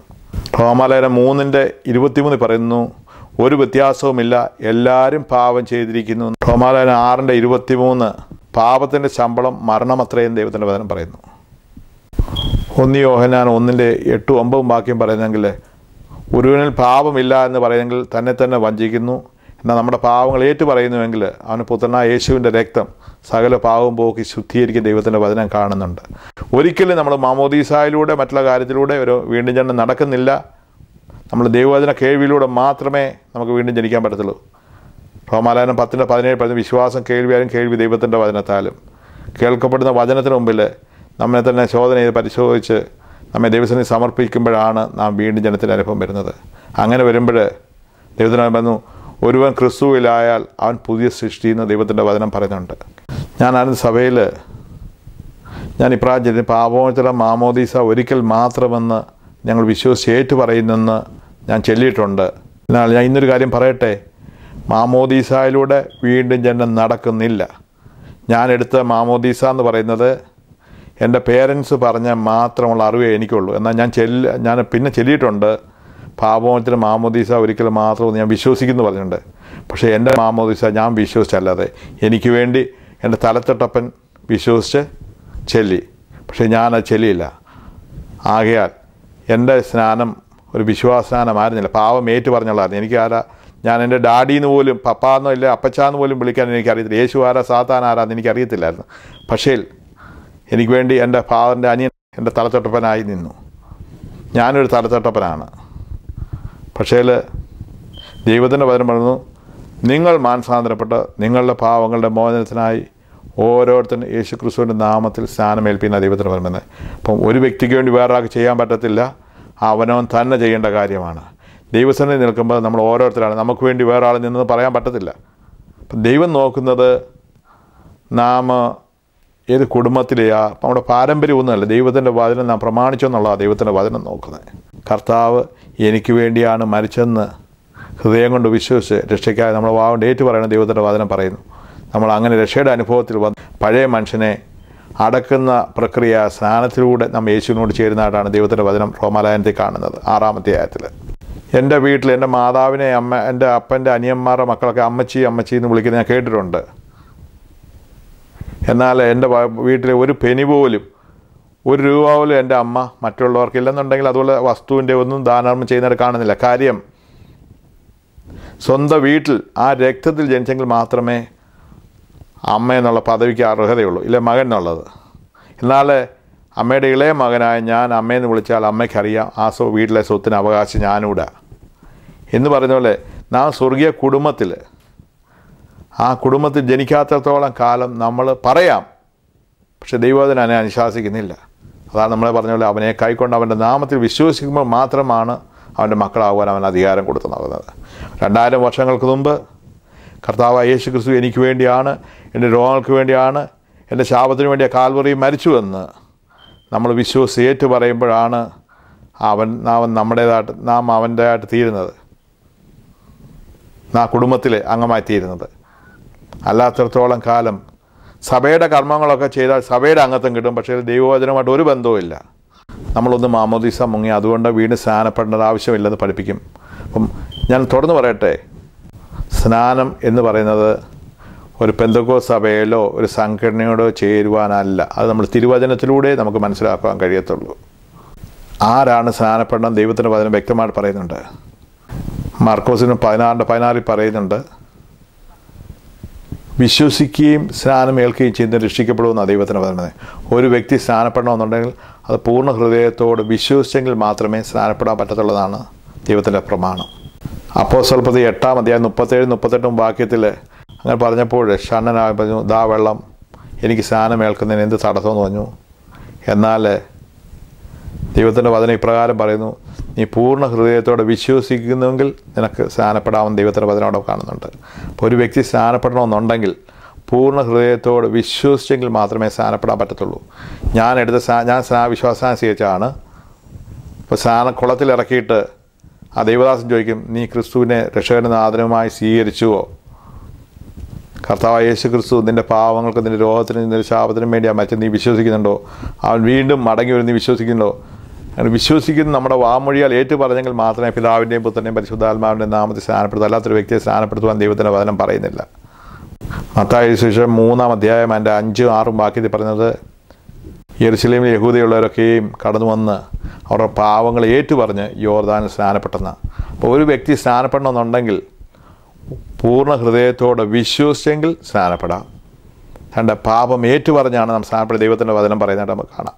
അപ്പോസ്തലപ്രവൃത്തി 10-ാം അധ്യായത്തിൽ കൊർന്നല്യോസ് എന്ന് പറഞ്ഞൊരു വ്യക്തി, അവനെക്കുറിച്ച് ദൈവം തന്നെ സാക്ഷ്യം പറഞ്ഞ അവൻ പ്രാർത്ഥിക്കുന്നവനായിരുന്നു, ധർമ്മം കൊടുക്കുന്നവനായിരുന്നു, ദൈവത്തോട് എപ്പോഴും പ്രാർത്ഥിക്കുന്ന വ്യക്തിയായിരുന്നു. ഇതിനെ തുടർന്നുള്ള അധ്യായങ്ങൾ അപ്പോസ്തലപ്രവൃത്തി 10-ാം അധ്യായം അതിനെ തുടർന്ന് നമ്മൾ വായിക്കുമ്പോൾ അവനോട്, കൊർന്നല്യോസേ, നിൻ്റെ പ്രാർത്ഥനയും നിൻ്റെ ധർമ്മവും നിൻ്റെ ധൂപവും എല്ലാം എൻ്റെ അടുത്ത് എത്തി. എന്നാൽ ഈ യോപ്പയിലേക്ക് ആളച്ച് പത്രോസ് എന്നുള്ള ഒരു വ്യക്തിയെ വരുത്തു. അവൻ കടപ്പുറത്ത് ഇന്നാറെ വീട്ടിൽ താമസിക്കുന്നു എന്ന് പറഞ്ഞു. അങ്ങനെ അവനെ വിളിച്ചു വരുത്തി ദൈവത്തിൻ്റെ വചനം കേട്ട് അവിടെ കൂടിയിരുന്നവരുടെ മേലെല്ലാം പരിശുദ്ധാത്മാവ് നിറഞ്ഞു.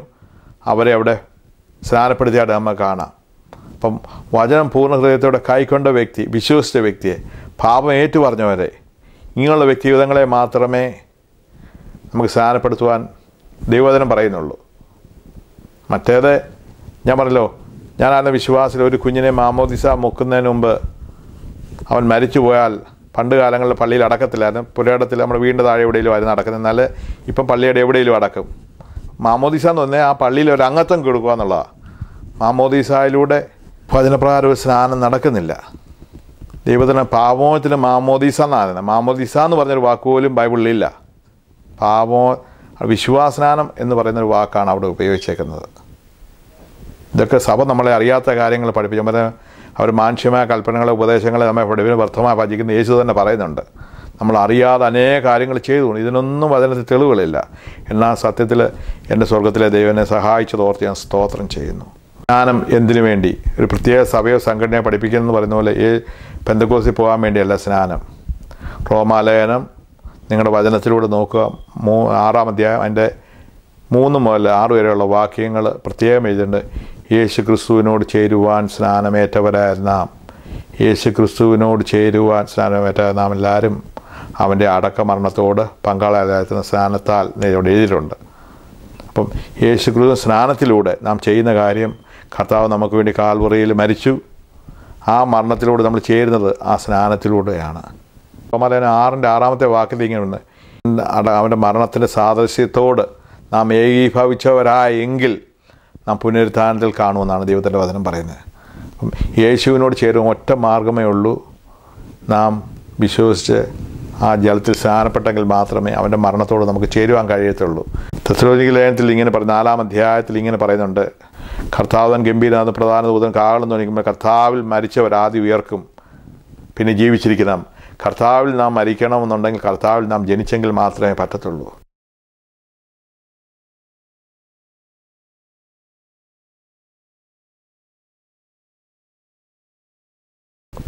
മത്തായി 28-ാം അധ്യായം 18-19 വാക്യത്തിൽ ഇപ്രകാരം വന്നു, സ്വർഗത്തിലും ഭൂമിയിലും സകല അധികാരവും ഞാൻ നിങ്ങൾ ആകിയാൽ നിങ്ങൾ പുറപ്പെട്ട പിതാവിൻ്റെയും പുത്രൻ്റെയും പരിശുദ്ധാത്മാവിൻ്റെ നാമത്തിൽ സ്നാനപ്പെടുത്തി അവരെ ശിഷ്യരാക്കാനാണ് പറയുന്നത്. ഞാനിങ്ങനെ പാടിയിട്ടുണ്ട്, ഭൂമിയിലാശേഷം ദൈവത്താ പ്രേരിതരായ ശ്രീഹേന്മാർ പോ ജാതികളിടയിൽ ഭൂതലസീമയതോളം നല്ലവൻ കേൾയോ കൈക്കൊള്ളോർക്കൊക്കെയും ഭാഗ്യമിതേന്നറിയിച്ചു സ്വർഗമഹാരാജ്യം. അപ്പം അവിടെ ഇങ്ങനെ പാടുന്നത്, കൈക്കൊള്ളോർക്കൊക്കെയും സ്വർഗമഹാരാജ്യം. അപ്പം കർത്താവ് തൻ്റെ ശിഷ്യന്മാരെ അയക്കുമ്പോൾ സ്വർഗത്തിനും ഭൂമിക്ക് സകല അധികാരവും നൽകും. ആകയാൽ നിങ്ങൾ പുറപ്പെട്ട് പിതാവിൻ്റെയും പുത്രൻ്റെയും പരിശുദ്ധാത്മാവിൻ്റെയും നാമത്തിൽ സ്നാനപ്പെടുത്തി ശിഷ്യരാക്കാനാണ് പറഞ്ഞത്. അപ്പോൾ കർത്താവ് കൊടുത്തൊരു കൽപ്പനയാണ് സ്നാനമെന്ന് പറയുന്നത്. ശിഷ്യന്മാരെ അവിടെ പാടിയേ കൈക്കൊള്ളുവോർക്കൊക്കെയും ഭാഗ്യം ഇതേ എന്നറിയിച്ചു. എന്താണ് ഭാഗ്യം? അത് സ്വർഗരാജ്യം. നമ്മൾ പാടുന്നുണ്ട്, പക്ഷേ പലപ്പോഴും നമ്മളങ്ങ് ചെയ്യുന്നില്ല. അതാണ് കുഴപ്പം. ഗലാത്യർ 3:27 വന്ന് യേശുവിനോട് ചേരുവാനാണ് സ്നാനം. ഇങ്ങനെ സകല നീതി നിവർത്തിക്ക് നമുക്ക് ഉചിതമെന്ന് പറഞ്ഞാൽ യോഹന്നാൻ്റെ കൈക്കീഴിൽ കർത്താവ് യേശു ക്രിസ്തു പാവമില്ലാത്തവൻ നമുക്ക് വേണ്ടി മാതൃകയായി അവൻ നമ്മുടെ പാപം കയറി സ്നാനപ്പെടുത്തി യോർദാൻ സ്നാനപ്പെട്ടാൽ നമുക്ക് കാണാൻ കഴിയും. പ്രിയപ്പെട്ടവരെ, നമ്മൾ പാപി അല്ലെന്ന് നമുക്ക് പറഞ്ഞാൽ ആർക്കും ഒഴിയാൻ പറ്റത്തില്ല. നമ്മൾ ദൈവത്തിൻ്റെ വചനം അനുസരിപ്പാൻ നമ്മളെല്ലാവരും ബാധ്യസ്ഥനാണ്. ഞാൻ ദുഃഖവെള്ളിയാഴ്ചകളിലൊക്കെ ഞാൻ കുരിശ് കുമ്പിട്ടൊരു വ്യക്തിയാണ്. ഞാനിങ്ങനെ ചൊല്ലിയിട്ടുണ്ട്, അതിനാലേ ഞങ്ങളുടെ ആത്മത്തിന് രക്ഷയുണ്ടായി വന്ന സ്ലീബായെ ഞങ്ങൾ കുമ്പിടുന്നു. മശിഹാ തമ്പുരാനെ നീ എഴുന്നള്ളി വരുമ്പോൾ ഞങ്ങളെയും കൂടി ഓർത്ത് കൊള്ളണമെന്ന് കള്ളനോടുകൂടെ ചെല്ലുമ്പോൾ ഞങ്ങൾ കുരിശ് കുമ്പിട്ടിട്ടുണ്ട്. എന്നാൽ ഗലാത്യലേഖനം എടുത്ത് പഠിച്ചു കഴിഞ്ഞാൽ മരത്തിന്മേൽ തൂങ്ങപ്പെട്ടവൻ ശപിക്കപ്പെട്ടവെന്ന് അവിടെ ദൈവത്തിൻ്റെ വചനം പറയുന്നു. യഹൂദന്മാർ കർത്താവായ യേശു ക്രിസ്തുവിന് കൊടുത്തൊരു നീചമായ മരണമാണ് ക്രൂശി മരണം. ഇന്ന് അവരുടെ പ്രമാണം അനുസരിച്ചിട്ട് വൈകുമ്പോഴത്തേന് ആ ബോഡി ആ കുരിശിൽ നിന്ന് എടുത്തു മാറ്റേണ്ടതുണ്ട്. അങ്ങനെ യേശുവിനെ അടക്കി 3 നാൾ കഴിഞ്ഞപ്പോൾ ഉയർത്താൻ പിതാവിൻ്റെ സന്നിധിയിൽ പോയി. അപ്പോഴേ കർത്താവായ യേശു ക്രിസ്തു ജീവിച്ചിരിക്കുമ്പോൾ നമ്മൾ കുരിശിയെ മുത്തിക്കൊണ്ട് പറയേണ്ട കാര്യമില്ല, അതിനാലേ ഞങ്ങളുടെ ആത്മത്തിന് രക്ഷയാണ് സ്ലീബായെ ഞങ്ങൾ കുമ്പിടുന്നെന്ന്. കർത്താവായ യേശു ക്രിസ്തുവിനെ നീച മരത്തിന്മേൽ തൂങ്ങി ശപിക്കപ്പെട്ടെന്നുള്ള വചനപ്രകാരം അവനെ ക്രൂശിൽ തറച്ചു. പക്ഷെ അവൻ അവിടെ കിടന്നില്ല. 3-ാം ദിവസം കല്ലറകളെ ഭേദിച്ച് അവൻ ഉയർത്തിലേക്ക് പോയി.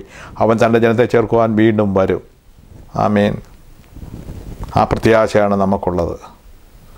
അപ്പോസ്തലർ 4:12 പറയുന്നു, മറ്റൊരുത്തനിലും രക്ഷയില്ല, ഞാൻ രക്ഷിക്കപ്പെടുവാൻ സ്വർഗത്തിനും ഭൂമിയിലും വേറൊരു മേലായ നാമവുമില്ല. ആ നാമത്തിൽ മാത്രമേ ഉള്ളൂ നമുക്ക് രക്ഷയുള്ളൂ.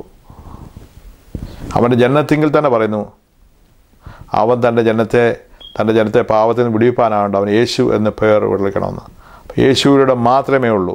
അപ്പോഴേ നമ്മുടെ ആരാധന യോഹന്നാന്റെ സുവിശേഷം 14-ാം അധ്യായത്തിൽ ഇങ്ങനെ പറയുന്നുണ്ട്, നിങ്ങൾ എൻ്റെ നാമത്തിൽ നിങ്ങൾ പിതാവിനോട് ചോദിക്കുന്ന കാര്യങ്ങളൊക്കെയും പിതാപുത്ര മാത്രമേ ഞാൻ നിങ്ങൾക്ക് നൽകി തരുന്നു. അപ്പോൾ യേശുവിനോട് വേണം നാം ആരാധിക്കേണ്ടത്, യേശുവിനോട് വേണം മധ്യസ്ഥ ഇണക്കാൻ. അല്ലാതെ ഒരു മധ്യസ്ഥതയും ഭൂമിയിലില്ല. പ്രിയപ്പെട്ടവരെ, എന്നെ കേൾക്കുന്ന പ്രിയപ്പെട്ടവരെ, നമ്മൾ ഈ ലോകം വിട്ടു പോകുന്നതിന് മുമ്പ് നമുക്ക് വ്യക്തമായ ഒരു അറിവ് നമ്മുടെ ജീവിതത്തിൽ ഉണ്ടായിരിക്കണം. അറിയാതെ നമ്മൾ ഇവിടുന്ന് പോകരുത്. ഞാൻ തന്നെ ശവസംസ്കാര ശുശ്രൂഷകളൊക്കെ ഒത്തിരി അറ്റൻഡ് ചെയ്തൊരു വ്യക്തിയാണ്. അപ്പം ഞാൻ അവിടെയൊക്കെ ഇങ്ങനെ അറിയാതെ പാടിയിട്ടുണ്ട്. എന്നോട് തന്നെ ചില കാര്യങ്ങൾ ചോദിച്ചിട്ടുണ്ട്, ഞാൻ ഇതെന്തിനാണ് യാഥാർത്ഥ്യം ജനം പുറത്തു വരണം. ഞാനിങ്ങനെ പാടിയിട്ടുണ്ട്, എൻ്റെ ശരീരം ഭക്ഷിച്ചെൻ്റെ രക്തം പാനം ചെയ്തോ പാതാളത്തിൽ പോകാനായി വിടാ ഞാനും അവൻ ജീവിപ്പാൻ അങ്ങത്തേട്ട് മരിച്ചതിനാ എന്നും ഗാത്ര തന്നള്ളിന് മഹത്വം. എൻ്റെ ശരീരം പക്ഷെ അനുഭവിച്ചാൽ ഞാൻ പാതാളത്തിൽ വിടത്തില്ലെന്ന് അവിടെ പാടും. പിന്നെ തുടർന്ന് പാടി, കർത്താവേ നിൻ്റെ രക്തശരീരങ്ങൾ കൈക്കൊണ്ട് ഭക്തരായ മരിച്ചോർ കരുളണമേ, നല്ല ഓർമ്മ നിൻ്റെ മഹത്വം ഉദിക്കുന്ന നാൾ നിൽക്കണം അവർ വലഭാഗത്തിൽ. മരിച്ചു കഴിഞ്ഞ് തൈലം ഒഴിക്കുന്ന സമയത്ത് ഇങ്ങനെ ചൊല്ലുണ്ട്, പ്രയത്നത്തിൽ നിന്നുള്ള വിശ്രാമത്തിൽ നിന്ന് ആയാറിൽ പതിക്കുന്ന ദുഷ്ടന്മാരുടെ പിടിയിൽ നിന്നും ഇവനെ വിടുവിച്ചു കൊള്ളണമേ എന്ന് അവിടെ തൈലം ഒഴിക്കുന്നതായിട്ട് കാണാം.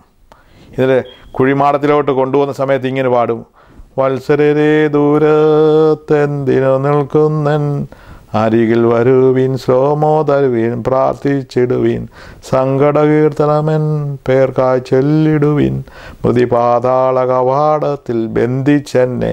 അപ്പോൾ എന്നെ ചിന്തിപ്പിച്ച വിഷയം ഇതാണ്, ഇത്രയും രക്തശരീരങ്ങൾ ഭക്ഷിച്ചൊരു വ്യക്തി എങ്ങനെ ലാസ്റ്റ് മൊമെൻറ്റിൽ ഇങ്ങനെ പാടുവാൻ കഴിയുന്നു? അവൻ പാതാളത്തിൽ ബന്ധിക്കപ്പെട്ടു പോയെന്ന്. അപ്പോൾ നമ്മുടെ ഈ പാടിക്കൂട്ടുകയും ചെല്ലിയതുമല്ല എന്ത് ഒരു പ്രയോജനമില്ലായിപ്പോലെ. പ്രിയപ്പെട്ടവരെ, എനിക്ക് നിങ്ങളോട് പറയുവാനുള്ളത്, സത്യം അറിഞ്ഞ് നിങ്ങൾ പുറത്തു വരണം. കർത്താവ് യേശു ക്രിസ്തുവിനെ നോക്കുക. ദൈവത്തിന് പറഞ്ഞിരിക്കുന്ന അവങ്കിലേക്ക് നോക്കിയ പ്രകാശരായി അവരുടെ മുഖം ലജ്ജിച്ചിട്ടില്ല. ഈ സത്യം അറിയുവാൻ സ്വർഗത്തിലെ ദൈവം ഈ അനുഭവ സാക്ഷ്യത്തിലൂടെ നിങ്ങളെ ഇടയാക്കുമാറാകട്ടെ. ഞാനും 31 വർഷക്കാലം ഇതറിയാതെ ഇങ്ങനെ അനേക കാര്യങ്ങൾ ചെയ്ത വ്യക്തിയാണ്. എന്നാൽ എൻ്റെ സ്വർഗത്തിലെ ദൈവം എന്നെ വിടുവിച്ചു. അനേർക്ക് ഈ ദൈവത്തിൻ്റെ വചനം പറഞ്ഞു കൊടുക്കാൻ സ്വർഗത്തിലെ ദൈവം അടിയനെ ഉപയോഗിക്കുന്ന ഓർത്ത് ദൈവത്തെ സ്തുതിക്കുന്നു. നിങ്ങൾക്ക് ഓരോരുത്തർ അനുഗ്രഹമാർക്കട്ടെ എന്ന് പ്രാർത്ഥിക്കുന്നു.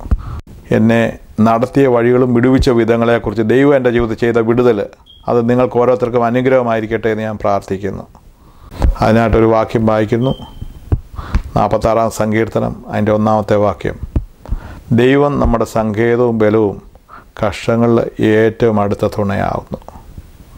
ദൈവം നമ്മുടെ സങ്കേതവും ബലവും കഷ്ടങ്ങളിൽ അവന് ഏറ്റവും അടുത്ത തുണയാവുന്നു. ഞാൻ നാട്ടിലായിരിക്കുന്ന സമയത്ത് ഹൈസ്കൂൾ വിദ്യാഭ്യാസത്തിന് മുമ്പ് എൻ്റെ ഇടതുകാലിന് വലിയൊരു വേദന വന്നു. വേദനയല്ല, നീര് കയറിക്കൊണ്ടു.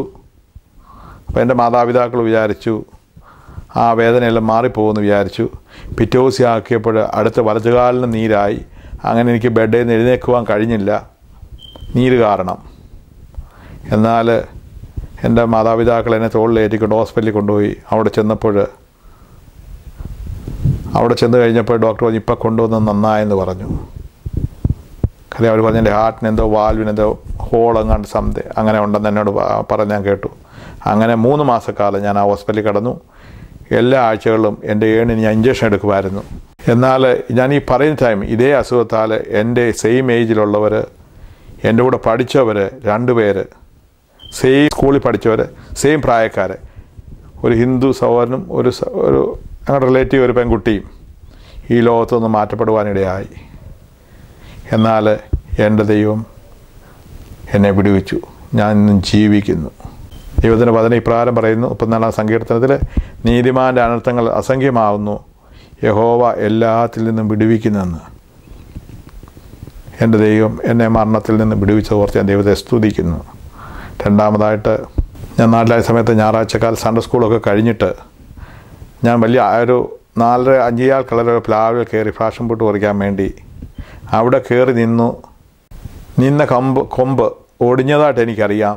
പിന്നെ എനിക്കറിയില്ല, ഞാൻ നിലത്ത് വീണു. ഓൾമോസ്റ്റ് 4-5 കളർ ഹൈറ്റുണ്ട്. അപ്പം എൻ്റെ ഫാദറിൻ്റെ ഒരു ഇപ്പാപ്പനെ അപ്പുറത്തിരുന്ന് പശുവിന് കൊടുക്കാൻ വേണ്ടി കപ്പക്കം വരിഞ്ഞുകൊണ്ടിരിക്കുമായിരുന്നു.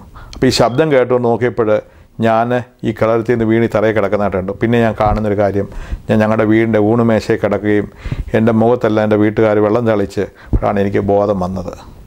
ഞാൻ നോക്കിയപ്പോൾ എൻ്റെ പ്രിയപ്പെട്ടവരെല്ലാം എൻ്റെ ചുറ്റിനും നിൽപ്പുണ്ട്. ഞാൻ ഒരു കാര്യം പറയട്ടെ, എനിക്കൊരു പോറൽ പോലും ഉണ്ടാവാൻ എൻ്റെ സ്വർഗത്തിലെ ദൈവം ഇടയാക്കിയില്ല. ഇവനൊരു അസ്ഥി പോലും ഒടിയുവാൻ എൻ്റെ സ്വർഗത്തിലെ ദൈവം ഇടയാക്കിയില്ല. ഓർത്ത് ഞാൻ ദൈവത്തെ സ്തുതിക്കുന്നു. അവനെൻ്റെ പ്രാണനെ കാത്തു പരിപാലിച്ചു. തുടർന്ന് ഞാൻ അമേരിക്കയിലൊക്കെ വരുന്നതിന് മുമ്പ് 3 പ്രാവശ്യം വെള്ളത്തിൽ വീണ് മരിച്ചു പോകേണ്ടവനായിരുന്നു. 2 പ്രാവശ്യം കല്ലടയാറ്റിലും 1 പ്രാവശ്യം അച്ചൻകോവിലാറ്റിലും. ഞാൻ വെള്ളത്തിൽ വീണ് 3 പ്രാവശ്യം വെള്ളം കുടിച്ച്, 3ാമത്തെ പ്രാവശ്യം വെള്ളം കുടിച്ച് മേപ്പോട്ട് പൊങ്ങി വന്നപ്പോഴാണ് 3ാമത്തെ പ്രാവശ്യം എന്നെ പിടിച്ച് കയറ്റിയത്. ഞാൻ പറയട്ടെ, നീന്തറിയാവുന്നൊരു ആറിൻ്റെ അടുത്തുള്ളവർക്കറിയാം, ഒരു വ്യക്തി വെള്ളത്തിൽ പോയാൽ ആ വെപ്രാളം കൊണ്ട് 3 പ്രാവശ്യം ഇങ്ങനെ പൊങ്ങിയും താഴിക്കും. 3ാമത്തെ പ്രാവശ്യം പിടിച്ച് കയറ്റിയാൽ അവൻ രക്ഷപ്പെട്ടു, ഇല്ലെങ്കിൽ പിന്നെ അവൻ എപ്പോഴും താണു മരിച്ചു പോകും. എന്നാൽ എൻ്റെ സ്വർഗത്തിലെ ദൈവം എന്നെ അവിടുന്നും ഈ 3ാമത്തെ പ്രാവശ്യം എന്നെ വിടുവിച്ച് ഇന്ന് പകൽക്കാലവും ഞാൻ ജീവിച്ചെൻ്റെ ദൈവത്തെ മഹത്വപ്പെടുത്തുന്നു. ദൈവത്തിൻ്റെ വചനം പറയുന്നു, ഇപ്പോഴോ യാക്കോബേ, നിന്നെ ഇസ്രായേൽ നിർമ്മിച്ച യഹോവ വരുന്നു, ഭയപ്പെടേണ്ട, ഞാൻ നിന്നെ വീണ്ടെടുത്തിരിക്കുന്നു. ഇച്ചിരി അത് കടത്തി പറഞ്ഞാൽ എന്നെ പേർ ചൊല്ലി വിളിച്ചിരിക്കുന്നു. നീ വെള്ളത്തിൽ കൂടെ പോവും, വെള്ളം നിൻ്റെ മീതെ കവിഞ്ഞു വരികയില്ല, അഗ്നിയാൽ നിന്നെ മുക്കുകയില്ല. ദൈവത്തിൻ്റെ വചനം പറയുന്നുണ്ട്.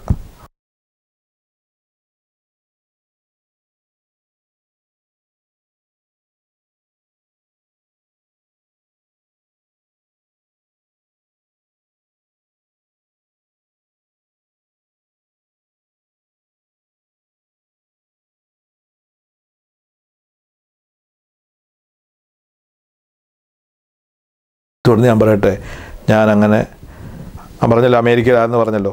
ഈ 2010 ഞാൻ രാവിലെ ജോലിക്ക് കടന്നുപോയ സമയത്ത് എൻ്റെ വലത്തുവശത്തെ കണ്ണിനൊരു വേദന വന്നു, ഭയങ്കരമായ വേദന. ഞാൻ എൻ്റെ ജോലി ചോദിച്ചു, ഞാൻ പോയി കണ്ണാടി എടുത്തോണ്ട് വരട്ടെന്ന് വെച്ചിട്ട് ഞാൻ എൻ്റെ ബോസിനോട് ചോദിച്ചു, പൊക്കോളാൻ പറഞ്ഞു. ഞാൻ അങ്ങനെ ഹൈവേ കൂടെ വണ്ടി ഓടിച്ച് എൻ്റെ വീട്ടിൽ വന്ന് ഞാൻ കയറി സോഫായിലൊട്ടിയിരുന്നു. ഇതെനിക്ക് തോന്നുന്നത് 2010 ഏപ്രിൽ 4-ാം തീയതിയാണെന്ന് തോന്നുന്നു.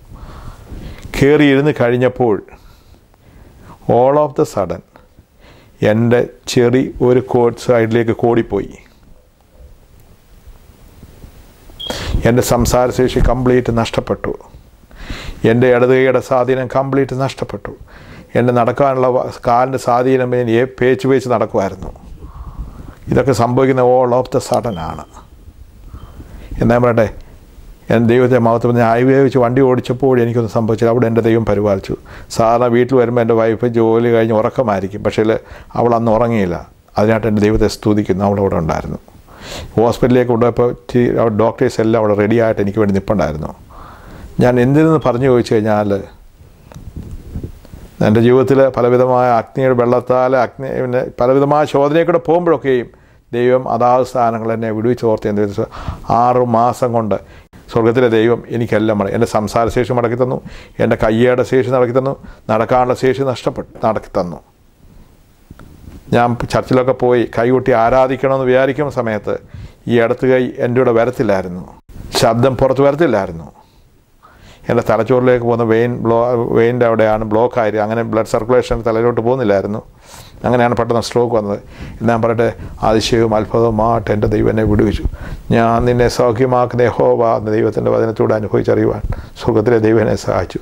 പ്രിയപ്പെട്ടവരെ, ഞാൻ ഇത്രയും പറയുമ്പോൾ ഞാൻ ഇന്നൊരു വീൽ ചെയറിൽ ഇരിക്കേണ്ടവനായിരുന്നു, എന്നാൽ എൻ്റെ ദൈവം എന്നെ വീൽ ചെയറിൽ ഇരുത്തിയില്ല. അതിനാണ് എൻ്റെ ദൈവത്തെ സ്തുതിക്കുന്നു. എൻ്റെ സംസാരശേഷി കംപ്ലീറ്റ് നഷ്ടപ്പെട്ടവനായിരുന്നു, എൻ്റെ ദൈവം എനിക്കെല്ലാം മടക്കുന്നത്. ഞാൻ പറയട്ടെ, ഈ എത്ര പൈസ ഉണ്ടാക്കിയെന്ന് പറഞ്ഞാലും ഈ പറയുന്നതൊന്നും എനിക്കിതൊന്നും മടക്കി തരുവാൻ കഴിയത്തില്ല. ഈ സമയത്ത് ഞാൻ ഈ പറയുമ്പോൾ എൻ്റെ സ്വന്തം സഹോദരങ്ങൾ, എൻ്റെ കൂട്ടുകാർ, എൻ്റെ അനേക പ്രിയപ്പെട്ടവർ ഈ ഭവനത്തിൽ വന്ന് നിസ്സഹായ അവസ്ഥയെ നോക്കി നിൽക്കുമ്പോൾ അവർക്കൊന്നും എന്നോട് പറയുവാനില്ലായിരുന്നു. എന്നാൽ എന്നെ കേൾക്കുന്ന പ്രിയപ്പെട്ടവർ, നിങ്ങൾ ഈ പ്രയാസത്തിലോ വേദനയിലോ പോകുന്നെങ്കിൽ നിങ്ങളുടെ ഹൃദയം ദൈവത്തിന് വേണ്ടി സമർപ്പിച്ചാൽ ആമീൻ, ദൈവം നിങ്ങളെ വിടുവിക്കുകയും നിങ്ങൾക്ക് രോഗസൗഖ്യം ചെയ്യുകയും ചെയ്യും. മനുഷ്യനിൽ ആശ്രയിക്കുന്നതിനേക്കാൾ യഹോവയിൽ ആശ്രയിക്കുന്ന നല്ലതെന്നാണ് ദൈവത്തിൻ്റെ വചനം പറയുന്നത്. നമ്മുടെ ലോകത്തിന് എഴുതാൻ കഴിയാത്ത, പണത്തിന് തരുവാൻ കഴിയാത്ത, സ്വന്തം സഹോദരങ്ങൾക്ക് കഴിയാൻ കഴിയാത്തത്, വീട്ടുകാർക്ക് തരാൻ കഴിയാത്ത എൻ്റെ ദൈവത്തിന് കഴിയും. എന്ത് പ്രശ്നമായിരുന്നാലും ആമീൻ, ഹല്ലേലൂയ, എൻ്റെ ദൈവത്തിന് വിടിവിപ്പാൻ കഴിയും. അവങ്കിലേക്ക് നോക്കുന്നവനെ അവൻ അനാഥനായിട്ട് കൂടുതൽ തള്ളിക്കളയില്ല, അവരുടെ മുഖം പ്രകാശിരാകുന്നത്. എന്നാൽ ഞാൻ ഒരു കാര്യം തീർത്ത് പറയട്ടെ, നീ രോഗസൗഖ്യം കിട്ടാനോ നിൻ്റെ കടഭാരങ്ങളോ മാറുവാനോ അല്ല നീ യേശുവിനെ കണ്ടുമുട്ടേണ്ടത്. എനിക്ക് നിങ്ങളോട് പറയാനുള്ളത്, എന്നാൽ ഞാനിപ്പോൾ ഇവിടെയാണ് ജോലി ചെയ്യുമ്പോൾ ഞങ്ങൾക്ക് വെക്കേഷൻ ഇവിടെ കിട്ടും. എന്നാൽ വെക്കേഷൻ കിട്ടാൻ വേണ്ടിയല്ല ഞാൻ ജോലി ചെയ്യേണ്ടത്. ജോലി ചെയ്യുമ്പോൾ ആ പായ്ക്കടിയിൽ എന്ന് പറയുന്ന പോലെ കർത്താവ് യേശു ക്രിസ്തുവിലേക്ക് വന്നു കഴിയുമ്പോൾ എൻ്റെ സ്വർഗത്തിലെ ദൈവം ഇതിന്മേലൊക്കെ പരിഹാരം. ഞാനിത് പറയുമ്പോൾ എൻ്റെ 15 വർഷത്തെ അനുഭവത്തിൻ്റെ ഇടയിൽ അനേകം മദ്യപാന്മാരെ യഹോവ വിടുവിക്കുന്നത് ഞാൻ കണ്ടിട്ടുണ്ട്. എൻ്റെ ദൈവം കുടുംബം തകർന്നവരെ വിടുവിക്കുന്നത് കണ്ടിട്ടുണ്ട്, അതിനെ പ്രശ്നക്കാരെ വിടുവിക്കുന്നത് കണ്ടിട്ടുണ്ട്. ഞാനൊരു കാര്യം തുറന്ന് പറയട്ടെ, നമ്മുടെ വീട്ടുകാരും നാട്ടുകാരും എല്ലാം നമുക്ക് സ്വാധീനവും പണവും ഒക്കെ ഉണ്ടെങ്കിൽ നമ്മോട് നിൽക്കും, ഇല്ലെങ്കിൽ നമ്മളെ വേണ്ട രീതിയിൽ കെയർ ചെയ്യത്തില്ല. എന്നാൽ ഞാൻ ഈ പറയുന്ന ലോകവും നമ്മുടെ ഉദ്യോഗങ്ങളൊക്കെ നമ്മുടെ ആ പഠിത്തവും കാര്യങ്ങളൊക്കെ നോക്കിയാണ് നമുക്ക് സ്ഥാനമാനം. എന്നാൽ നമ്മുടെ ഒരു യോഗ്യതയും നോക്കാതെ നമ്മെ സ്വീകരിക്കുന്ന ഒരു ഇതിനാണ് നമ്മുടെ യേശു. ആമീൻ, ഹല്ലേലൂയ. നമ്മുടെ എത്ര കുറവുകളുണ്ട്, ആ കുറവുകളോടുകൂടി തന്നെയാണ് അവൻ സ്വീകരിക്കുന്നത് നമ്മെ. നമ്മുടെ വീട്ടുകാരാണ് ഈ അതിനെ ഇപ്രകാരം പറയുന്നത്, പെട്ട് തൻ്റെ കുഞ്ഞിനെ മറക്കുമോ, മറന്നാൽ ഞാൻ നിന്നെ മറക്കത്തില്ല എന്ന ദൈവത്തിന് പറയവേ. പ്രിയപ്പെട്ടവർ, ഇനിയും ഞാൻ നിൻ്റെ മകനല്ലെന്ന് ചിലപ്പോൾ വീണ്ടപ്പെട്ട് വരും, കൂട്ടുകാർ കയറിയില്ലെന്ന് വരും. പക്ഷേ ഒരു കാര്യം പറ്റേ, ദൈവത്തിൻ്റെ വചനം പറഞ്ഞ പോലെ 46-ാം അധ്യായം സങ്കീർത്തനം 46 പറഞ്ഞു, അവൻ നമ്മുടെ സങ്കേതവും പോലും കഷ്ടങ്ങൾ അവൻ ഏറ്റവും അടുത്ത തുണയാണ്. പ്രിയപ്പെട്ടവരെ, എല്ലാവരും മാറിപ്പോവും. നിങ്ങളുടെ മക്കൾ ഇപ്പം പറയാം, ഉദാഹരണം ഞാൻ പറയട്ടെ, ഇപ്പം നമ്മൾ ഭാര്യ ഭർത്താവ് കുടുംബമായിട്ട് ജീവിക്കുന്നല്ലോ. നമ്മൾ ഭർത്താവിനെ ഭാര്യ വിളിച്ച് പറയും, അച്ഛൻ പോയിട്ട് വാ പറയും. നമ്മുടെ പിള്ളേരാണെങ്കിൽ നമ്മുടെ പ്രിയപ്പെട്ടവരൊക്കെയും 1 മണിക്കൂർ 1.5 മണിക്കൂറൊക്കെ വന്ന് നമ്മളോട് ഇരിക്കുക. എന്നാൽ നാം ദൈവത്തിൻ്റെ കരങ്ങളിലാണോ, അവൻ നമ്മെ ഒരിക്കലും കൈവിടുകയില്ല, ഉപേക്ഷിക്കത്തില്ല. നമ്മുടെ രോഗശൈലിയിൽ നമ്മുടെ കൂടെ നമ്മുടെ കിടക്ക മാറ്റി വിരിക്കുന്നവനാവൻ നമ്മുടെ ദൈവം. നമ്മുടെ കണ്ണീർ ഒപ്പുന്ന ദൈവമാണ് അവൻ നമ്മുടെ ദൈവം. 2011 ഞാൻ പറയട്ടെ, തുടർന്ന് ചെസ്റ്റിന് എനിക്ക് നടക്കുമ്പോൾ എൻ്റെ ചെസ്റ്റ് ടൈറ്റ് ആകുമായിരുന്നു, എനിക്ക് ബ്രീത്ത് ചെയ്യാൻ പറ്റത്തില്ലായിരുന്നു.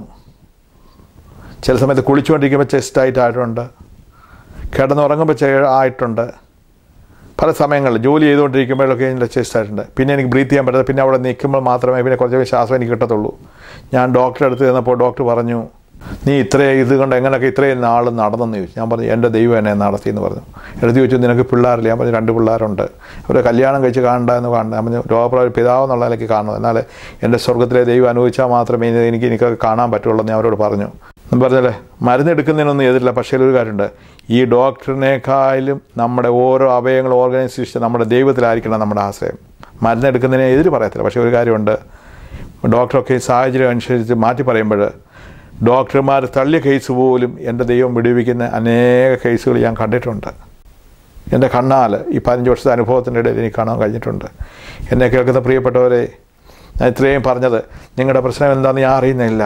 എന്നാൽ നിങ്ങൾ ഏത് സാഹചര്യത്തിലാണെങ്കിലും ആര് തള്ളിയാലും നീ ദൈവസന്നിധി നിന്നെ തന്നെ സമർപ്പിച്ച് കൊടുക്കും. യേശുവിന് നിന്നെ തന്നെ കൊടുക്കുമെന്നുണ്ടെങ്കിൽ, യേശു നിൻ്റെ ഭവനത്തിൽ വന്നു കഴിയുമ്പോൾ, നിൻ്റെ ഹൃദയത്തിൽ വന്നു കഴിയുമ്പോൾ നിൻ്റെ അവസ്ഥകൾ കംപ്ലീറ്റ് മാറ്റം വരും. പ്രിയപ്പെട്ടവരെ, ഇന്നും എന്നെ ട്രീറ്റ് ചെയ്ത ഡോക്ടേഴ്സിനെ വിശ്വസിക്കാൻ കഴിയുന്ന കാര്യം, എൻ്റെ വൈഫ് ഹോസ്പിറ്റലിൽ ജോലി ചെയ്യുന്ന അവളോട് ചോദിക്കും, സ്ട്രോക്ക് വന്നിട്ട് ഒരു വ്യക്തി പരസഹായമില്ലാതെ എണ്ണിച്ച് കിടക്കുന്നത് ഈ പുള്ളി മാത്രമേ ഉള്ളെന്ന് അവരെപ്പോഴും പറയും. ഇന്ന് കൃപയാ പറയട്ടെ, എൻ്റെ ദൈവം എന്നെ നടത്തുന്നു. എനിക്ക് എൻ്റേന്ന് പറയാനൊന്നുമില്ല, എൻ്റെ ദൈവം തന്നല്ലാതെ എൻ്റെ ജീവിതത്തിൽ എനിക്കൊന്നുമില്ല. ഞാൻ ധൈര്യത്തോട് പറയട്ടെ, എൻ്റെ ദൈവം ജീവിക്കുന്നു, അതിനാൽ ഞാൻ ജീവിക്കുന്നു. എനിക്ക് അത്രയേ പറയാനുള്ളൂ. ഈ പറയുന്നൊന്നിനും എൻ്റെ വിഷയത്തിൽ വരികയാൻ കഴിയില്ല. പ്രിയപ്പെട്ടവരെ, ഞാനിങ്ങനെ പറയട്ടെ, നിങ്ങൾക്ക് ചിലപ്പോൾ ഒരു ജോലി വാങ്ങിച്ചു തരാൻ കഴിയും ഒരാൾക്ക്, അപ്പോൾ പണം കടന്നു തരാൻ കഴിയും, അല്ലെങ്കിൽ ഒരു റൈഡ് തരാൻ കഴിയും. പക്ഷേ നിങ്ങളായിരിക്കുന്ന വിഷയത്തിന് മേൽ സ്വർഗത്തിലെ ദൈവത്തിനല്ലാതെ നിങ്ങളുടെ വിഷയത്തിന് പരിഹാരം തരാൻ ഒരു വ്യക്തിക്ക് പോലും കഴിയത്തില്ല. അവന് മാത്രമേ ഉള്ളൂ നിങ്ങളുടെ വിഷയങ്ങൾ അറിയാവുന്നൊരു വ്യക്തി. മറ്റവരൊക്കെയും പറയുമ്പോഴേ അറിയത്തുള്ളൂ. പക്ഷെ നാം ആയിരിക്കുന്ന അവസ്ഥയിൽ നമ്മെ വിടുവിക്കുന്ന ഒരുവനേ ഉള്ളൂ, അവനാണ് നമ്മുടെ യേശു ക്രിസ്തു. നിങ്ങളെ തന്നെ സമർപ്പിക്കുമെങ്കിൽ അവൻ അതിന്മേലൊക്കെ നിങ്ങൾക്ക് വിടുതരുവാൻ ശക്തനാണ്. എൻ്റെ ജീവിത അനുഭവത്തിലൂടെ ഞാൻ പറയട്ടെ. എന്നിട്ട് ഞാൻ പറഞ്ഞാൽ എൻ്റെ അനുഭവം പറഞ്ഞാൽ, എന്നിട്ട് അവരെ ഹോസ്പിറ്റലുകാർ അവരുടെ പരസ്യത്തിന് വേണ്ടി ചാനൽ 11 ന്യൂസ്, TV ന്യൂസുകാരെ വിളിച്ചു, ഡോക്ടേഴ്സിനെ വിളിച്ചു, ഞങ്ങളെയും വിളിച്ചു, അവർക്ക് പരസ്യം കൊടുക്കണമെന്ന്. കാര്യം അവർ കമ്പ്യൂട്ടർ നോക്കിയപ്പം സ്ട്രോക്ക് വന്നിട്ട് പല സഹായമില്ലാതെ വിടുവിച്ച ഒരു ദൈവ വ്യക്തി. ഞാൻ അതുകൊണ്ട് പറയട്ടെ, എന്നാൽ ഞാൻ പോയില്ല. കാര്യം എൻ്റെ യേശു എന്നെ വിടുവിച്ചത്. ഞാൻ ഹോസ്പിറ്റലിൽ പോയി മരുന്നെടുത്തു എല്ലാം തന്നു, അവരെ ദൈവം എനിക്ക് വേണ്ടി ഉപയോഗിച്ചു. പക്ഷേ അതിനൊക്കെ ഉപരിയായിട്ട് എൻ്റെ സ്വർഗത്തിലെ ദൈവം എന്നെ വിടുവിച്ചുകൊണ്ടാണ് ഞാൻ ഇരിക്കുന്നത്. ഡോക്ടേഴ്സ് ആണെങ്കിലും പറയും, ഞങ്ങൾ ചെയ്യാനുള്ള ചെയ്ത് ഇനി നിങ്ങൾ പ്രാർത്ഥിക്കുന്നുണ്ട്.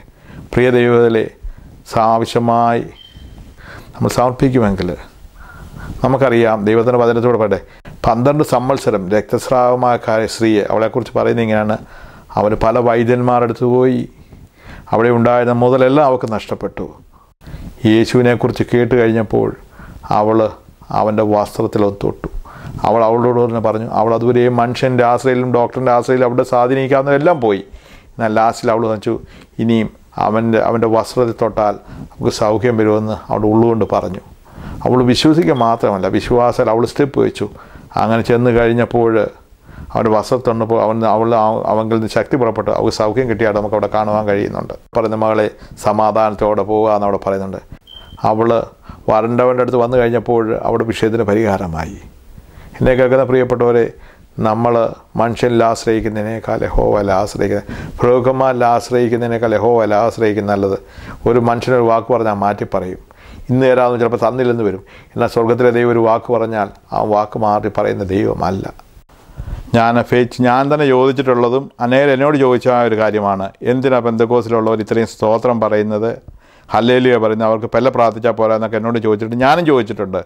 എന്നാൽ ഞാൻ വചനമറിയാതെ ഞാൻ ഇപ്രകാരം പാടിയിട്ടുണ്ട്. ഞാൻ ആയിരുന്ന സഭയിൽ, നിൻ സ്തുതിയും ഹല്ലേലൂയായും കർത്താവേ ഞാൻ നിർത്തരുതേ, വിധി നീതി കയ്യോ ചെയ്യരുതേ, ഞാൻ പാതകിയെന്നറിയുന്നൻ സർവകടങ്ങളും ആരാഞ്ഞ നരകം താതൻ അവകാശം, നിന്നെ വിളിപ്പാൻ കഴിവന്യേ മൗനം മൃതിയാൽ ഞാൻ പോകും, നീക്കുക കൃപയാലൻ പാപം.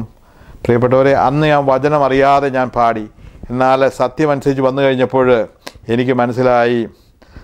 അവിടെ ആ സമയത്ത് പറഞ്ഞ അച്ഛൻ ഇങ്ങനെ പറയും, സ്തുതിയും സ്തോത്രവും പ്രഭയും പുകഴ്ചയും മാഞ്ഞു പോകാത്ത നല്ല ഉന്നതിയും സദാ നേരങ്ങൾ ഇടപെടാതെ കരയേറ്റുവാൻ ഞങ്ങളെ യോഗ്യരാക്കി തീർക്കണമെന്ന് ബഹുമാനപ്പെട്ട അച്ഛൻ ചൊല്ലിയിട്ടുണ്ട്. പക്ഷേ സ്തുതിയും സ്തോത്രവും എന്ന് പറയുന്നത്, ദൈവത്തിൻ്റെ വചനം പറയുന്നു, സ്തോത്രമെന്ന യാഗം അർപ്പിക്കുന്നവൻ, 50-ാം സങ്കീർത്തനത്തിൽ സ്തോത്രമെന്ന യാഗം അർപ്പിക്കുന്നവൻ എന്നെ മഹത്വപ്പെടുത്തുന്ന ദൈവത്തിൻ്റെ വചനം പറയുന്നത്. യാക്കോബിൻ്റെ ലേഖനത്തിൽ അധരഫലം എന്ന സ്തോത്രയാഗമെന്ന് അവിടെ എഴുതിയിട്ടുണ്ട്. അപ്പോൾ ഒരു വ്യക്തി സ്തോത്രം പറയുന്നെങ്കിൽ, ഹല്ലേലൂയ പറയുന്നുവെങ്കിൽ നാം ദൈവത്തിന് മഹത്വം കൊടുക്കുക. ദൈവത്തിൻ്റെ വചനം നോക്കിക്കഴിഞ്ഞാൽ സ്തുതിക്കുന്നത് നേരുള്ളവർക്ക് ഉചിതമെന്ന് ദൈവത്തിൻ്റെ വചനത്തിൽ കാണുവാൻ കഴിയും. ഒരു വ്യക്തി സ്തോത്രം പറയുകയോ ഹല്ലേലൂയ ചെയ്യുന്നതിന് പണ്ടൊക്കെ ഞാൻ എന്തിനാണ് ഇത്രയും പറയുന്നതൊക്കെ ഞാൻ ചോദിച്ചിട്ടുണ്ട്. ഞാൻ തന്നെ വിശ്വാസി വരുന്ന ആ സമയങ്ങളിലൊക്കെ അവരുടെ പ്രാർത്ഥന 10 സ്തോത്രം അവർ പറഞ്ഞാൽ ഞാൻ ഒരു സ്തോത്രം പറഞ്ഞത്. കാര്യം സ്തോത്രം പറയാൻ എൻ്റെ നാവിൽ നിന്ന് ബുദ്ധിമുട്ടായിരുന്നു. കാര്യം ഞാൻ അങ്ങനെ കെട്ടുപാടിലാണ് വന്നത്. പക്ഷേ എന്നാൽ ഒരു അവിടെ ഇന്ന് എൻ്റെ പ്രാർത്ഥനയാണ്, ദൈവമേ സ്തോത്രയാ പറയാൻ എൻ്റെ വായിൽ നറ്റുപോലെ ഞാൻ ദൈവത്തോട് പറഞ്ഞിട്ടുണ്ട്. അതിലെ ഫലം എന്ന സ്തോത്രയാ അർപ്പിക്കുന്ന എന്നെ മഹത്വപ്പെടുത്തുന്ന ദൈവത്തിൻ്റെ വചനം പറയുന്നു. ഇത് സ്തുതിയും സ്തോത്രവും ദൈവത്തിന് പറഞ്ഞേ പറ്റത്തുള്ളൂ. പാട്ടുകാരൻ ഇപ്പോൾ പാടി, വർണ്ണിച്ചിടാൻ എനിക്കെൻ്റെ നാവ് പോരായേ, എണ്ണി തീർത്തിടാമോ അവൻ ചെയ്തത്, ആയിരമായി സ്തുതിച്ചിടുന്നേ ആനന്ദഹസ്തങ്ങളെ ഉയർത്തി. ഞാനിങ്ങനെ അനേക സമയങ്ങൾ പാട്ട്, സ്തോത്രം സ്തോത്രം കർത്താവേ, സ്തോത്രം അതായിരമായിരമാ അളവുകൂടാതെ നിനക്ക് സ്തുതി സ്തോത്രം. അങ്ങനെ ആ പാട്ട് ഞാൻ പാടിയിട്ടുണ്ട്. അപ്പോൾ അന്നൊന്നും അർത്ഥം അറിയാതെയാണ് ഞാൻ പാടിയിട്ടുള്ളത്. എന്നാൽ വാസ്തവമായിട്ട് അർത്ഥം മനസ്സിലാക്കി ദൈവത്തെ ആരാധിപ്പാൻ സ്വർഗത്തിലെ ദൈവം എന്നെ സഹായിച്ചിട്ടുണ്ട്. ദൈവത്തിലെ നമ്മുടെ ജീവിതത്തിലെ പകുതി പ്രശ്നങ്ങൾ മാറിപ്പോവും നമ്മൾ സ്തോത്രം പറഞ്ഞു കഴിഞ്ഞാൽ. അതുകൊണ്ട് പ്രിയപ്പെട്ടവരെ, സ്തുതിയും സ്തോത്രം ദൈവത്തിന് കൂടെ ദൈവം ആഗ്രഹിക്കുന്നത് 29-ാം സങ്കീർത്തനം ഇപ്രകാരം, ദൈവപുത്രന്മാരെ യഹോവയ്ക്ക് കൊടുപ്പീൻ, അവൻ്റെ നാമത്തിന് തക്ക മഹത്വം കൊടുപ്പീൻ അവിടെ പറയുന്നുണ്ട്. അപ്പം ദൈവം നമ്മളിൽ നിന്ന് ആഗ്രഹിക്കുന്നത് നമ്മുടെ ഒരു കാര്യവുമല്ല, സ്തോത്രം. അവൻ ആരാധനയ്ക്ക് യോഗ്യനാണ്, സ്തുതികൾ മേൽ വസിക്കുന്നവനാണ്. ആകയാൽ സ്തോത്രം നമ്മളിൽ കുറഞ്ഞു പോകാൻ ഇടയായത് നമുക്ക് പ്രാർത്ഥിക്കാം. എനിക്ക് ഇത്രയേ പറയാനുള്ളൂ. എന്നെ വിടുവിച്ച ദൈവം നിങ്ങളെയും വിടുവിക്കട്ടെ. എൻ്റെ അനുഭവസാക്ഷി നിങ്ങൾക്ക് ഓരോരുത്തർക്കും അനുഗ്രഹമായി തീരട്ടെ ഞാൻ പ്രാർത്ഥിക്കുന്നു. ദൈവം നമ്മെ ഓരോരുത്തരെയും അനുഗ്രഹിക്കുമാറാകട്ടെ.